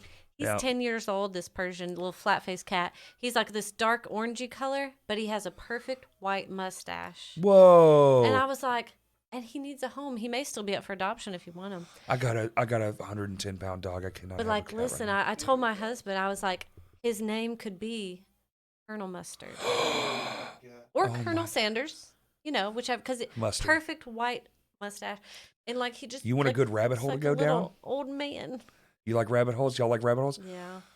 Go down the rabbit hole of Colonel Sanders. Our bass player loves KFC, It so will I'm gonna have to do blow your fucking mind apart. That Really? man was bona fide crazy as shit. that. What? And guess who worked for Colonel Sanders, got their start for Colonel Sanders? Who? This is just like a little tidbit. Okay. One of his best cooks went off, started their own restaurant, little name of Dave Thomas, Wendy's. Wow. Yo, Have you ever oh yeah. Oh, trust me. Dude. Yeah, the McAfee, the antivirus guy. What? Oh, is insane. Wild stuff. I like to think he was very on the he was very calm and collected. Yo, Colonel Sanders, John McAfee, dig. It will yield very good result. You will be like, this is unbelievable. So we were going to watch Renfield tonight, but maybe we're going to see it so hey, watch it. Yeah, or did y'all rent it or buy it? We'll probably just like whatever streaming service you can buy it on. Okay. I think you probably have to buy it, but instead of going to see it in theaters, we'll my just buddy watch Matt it worked on that movie, so really, yeah. I'm excited to see it. But we may instead be like watching YouTube videos about Colonel Sanders. I mean, I don't know. Both are great. Both are great. I've Yeah. heard really good things about Renfield. I really, really need to see it. But What is this deal with everything going to after his? well, It's another new like it's weird just thing. the new thing. Yeah, well, because they had to during the pandy, right? Mm-hmm. And then everyone Pandy. went, bitch. Now we know. We like can watch this you can at just home. put this shit to our house day one Yeah. shit. And then people went, I want to be out again. It took too long. Now we're going to go back out. Movies are still doing okay. We've had a couple of big, Mario just did $1 billion and Maverick did $1 billion, but there's not that many. Used to, it was like every other weekend a movie was crossing $1 billion. $1 billion was kind of the normal pre-pandemic, like especially with the Marvel stuff. Yeah. And now it's just like, we made $1 billion and Mario movie. Literally, they were like, boom, put it on the thing for $30. Yeah. Buy the movie for $30, and I bet they made another $500 million because sure. they got it out there so fast that people are still hyped, and they're like, I can watch it at home now. Yeah. It's weird. Like I love that we used to be the kind that like go to the midnight premiere of movies, and it was just like a big Same. special event. I went to the movies every week. But yeah. Before we had kids, like we'd hop on the motorcycle every week. I've been to 2 since everything got lifted. Yeah. And there's $1 billion that I want to see, but I just can't bring myself to do it. I had a really good time last night though. Yeah, I will say the last couple of times I've gone, like this year, it has been not crowded. Like I didn't feel like, like there was any issue. There was like maybe 4 other people in the theater. I think that's why they're putting it to pay for so fast. They're not making most movies aren't making the money they need to anymore. Because the budget's kind of stayed the same. They got these big name actors they have to pay, but they're not really making a return. A lot of movies are breaking even. Yeah. Ugh. I hope the theaters don't go away. I mean, it's still something It's I gonna love. go away. My daughter's always like would way rather go to the theater than Pre that, they were, even the biggest names in movies were like, 10 years. And Spielberg, you can probably look it up. I watched it, so it's something you can watch. He was like, soon the movie theater will be like how people think of the theater today. Only a select few people go. It's going to cost $50 a person. Oh my gosh. It's going to be this tentpole event. It'll be the same movie in one screen for, a month, 2 months, because they only put out 10 a year, and everything else will be on streaming services. They're just going to glutton you with, because we already have infinite shit to watch, and for some reason, it's not even enough. Yeah. Cat. What, you wrangling cats out did there? you wrangle him? Which one was it? Was it Kevin? But he's you making a didn't lot of bring noise. him in here though. I asked if you wanted. Said Oh, no. Well, that's very on the nose for cats. I mean, that's how they are. he used to just come in here and jump up on the table mid pod. Aw. Yeah. Well, he's got a partner in crime now, so I feel like that kind of Yeah. tamed him a little. Well, you want to wrap it up? Yeah, I'm with me. It's getting, what are we at, 2.5? That's about my mark. That's exactly right. Perfect. We nailed it. Now I get to go feed some dogs because my mom's in the hospital. Oh. Wait, what? Oh, shit. Did I not say that? No. Oh, yeah, my mom's in the hospital. She got a blood clot in her lung and Oh my pneumonia, apparently. So fucking what the hell? That happened yesterday. Sorry. I thought I told you that. No, you told me you had it out because you had. Yeah, I did that because of this. I literally found out yesterday. She went to the fucking hospital 8:30 in the morning. She didn't call and tell me till like 4 o'clock yesterday. By the way, I was like, hey, bitch. You can't just not tell me things like this. If I get a phone call and you're like, hey, your mom's fucking dead, I'm gonna be like, what? Yeah, that's Now I gotta hear all this secondhand. Like, the series of events. so I can't just. Yeah, like damn. Well, I wanted to hope. make sure I wasn't gonna die. hope Well, she was like, everything "Well, I goes didn't want to well. bother you." I'm like, "Fuck." Well, but this is kind of like. This is one of those important. bother Please me. bother Yeah. me If time. it's 2 a.m, bother me. Yeah, you know? yeah. I mean, if like the knob on your stove broke, maybe that's not an emergency. Right. But yes. Yes. Unless the stove is stuck on. Well, yeah, that's a problem. Okay, then yeah. And she does have old appliances, but an electric stove, so it'll just stay on and get real hot. Yeah. Point is, Yeah. Yeah. Oh, I thought I told you, man. My bad. This is That's- breaking yeah. news. but hopefully by the time people see this, your mother will be fine. She said Yeah. she's doing good. Everything She will be better. update that I got earlier was she's still in a lot of pain, but they're good on her. They were like, "Look, you're gonna be okay, but we have to keep you here. We're feeding you a ton of fucking medicines. Yes. The blood clot has to like break up and get past, so she's on blood thinners and like blood clot medicine, and Bless her heart. it's a good thing they caught it. Hell, you know, that's all I'm Yes. happy for. I'm just like, well, at least you fucking went, because my stubborn ass would have been like chest pain. I'll be all right. I'll be yeah. fine, and then That die. sucks. Yeah. Yeah. Yeah. If they feel Cancer confident, death. you know. Stop. If they feel confident that, you know, her staying there and their treatment. That's what she said. She Yeah. said it's just time now. I was like, Yeah. all right, I'm good Okay. with just time. That's fine. Plug your stuff. Where can everybody find your band? You know, the usual places. I feel like everyone knows now where to find bands. Facebook, Instagram, all the Which, streaming do y'all have a platforms. custom handle? It's just at the Weeping Gate. Okay, so y'all got, At 'Cause- the Weeping Gate. because a lot of people have to add like band or Arkansas or Yes, yeah. I'm so, and I hate it when I can't find a band because of that, and you know, or it you're can't like be us helped. and you got My Hands to War, and then for some reason Instagram just kicked us off. What? Yeah, I had the password. I'm not stupid, and they just locked us out of our account. I don't know what we did wrong, but Oh my gosh. so MHTW band is where you have to find that one, and that confuses a lot of people, Yeah. rightfully so. Yeah. Oh, I'm sorry about that. That sucks. But the But Weeping just Gate, Weeping Gate, yeah. that's fantastic. The Weeping Gate, yeah. Well, thanks for Pretty good. coming. Oh, thank you so much for having me. Absolutely. I was like, thank Where you you. at? What? Punks for Paws, June 17th. Mac Louie. Hold on, let me see if I can do this. Coach Light. Tiny Towns. Yeah. I call them Tiny Tunes in private. Don't worry, you're in one of them, so I hope you- My Hands to War. Yeah. And hold on. I'm looking at the flyer in my brain. Oh shit, oh no. I'm a bad person. Who is it? Held Tight.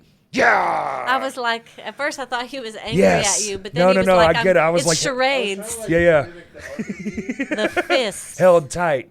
And they fucking rule. Yeah, we've played with them $15 before. They're tickets good. available now. $15 tickets available now. Facebook, go on Facebook. It's a What's digital the ticket. date? It's June 17th. June 17th. All proceeds go to helping animal shelters, If local you're ones. listening to this, we just dropped the compilation. Oh yeah, it came out 2 days ago. My Hands to War's music video dropped in conjunction with it. We're doing it all on the same day as like a boost. We're trying to boost each other up. Drop the Yeah. link It's a dual drop. down below. Oh, Great cause. oh, should I put the link on this video? How do you do that? You'll have to show me. Yeah. In the file. Oh, okay. Oh, link down below. Yeah. Click the doobly doo. Yeah. Okay. And There will be like an actual adoption thing, yes, like 2 to 4. yeah, an actual adoption thing before the Oh, show. wow, Yeah. that's awesome. Yeah, Chris Hill is really working out a cool every year thing. So shout out Chris. This is going to be fun. This is the year 3. This is Yeah. technically the second one. This is the second show, but we did the a compilation. during the pandemic 'cause we and, couldn't do a show. and now we're doing a show and a compilation. That's And awesome. a like huge raffle thing. The that we should raffle. start announcing stuff about. Yep. Awesome. Love So it. check out Weeping Gate, check out Punks for Paws. And I don't normally toot my own shit, but June 24th, Shinfo is playing the wrestling event at Vino's, and I'm gonna get That's real cool. stupid.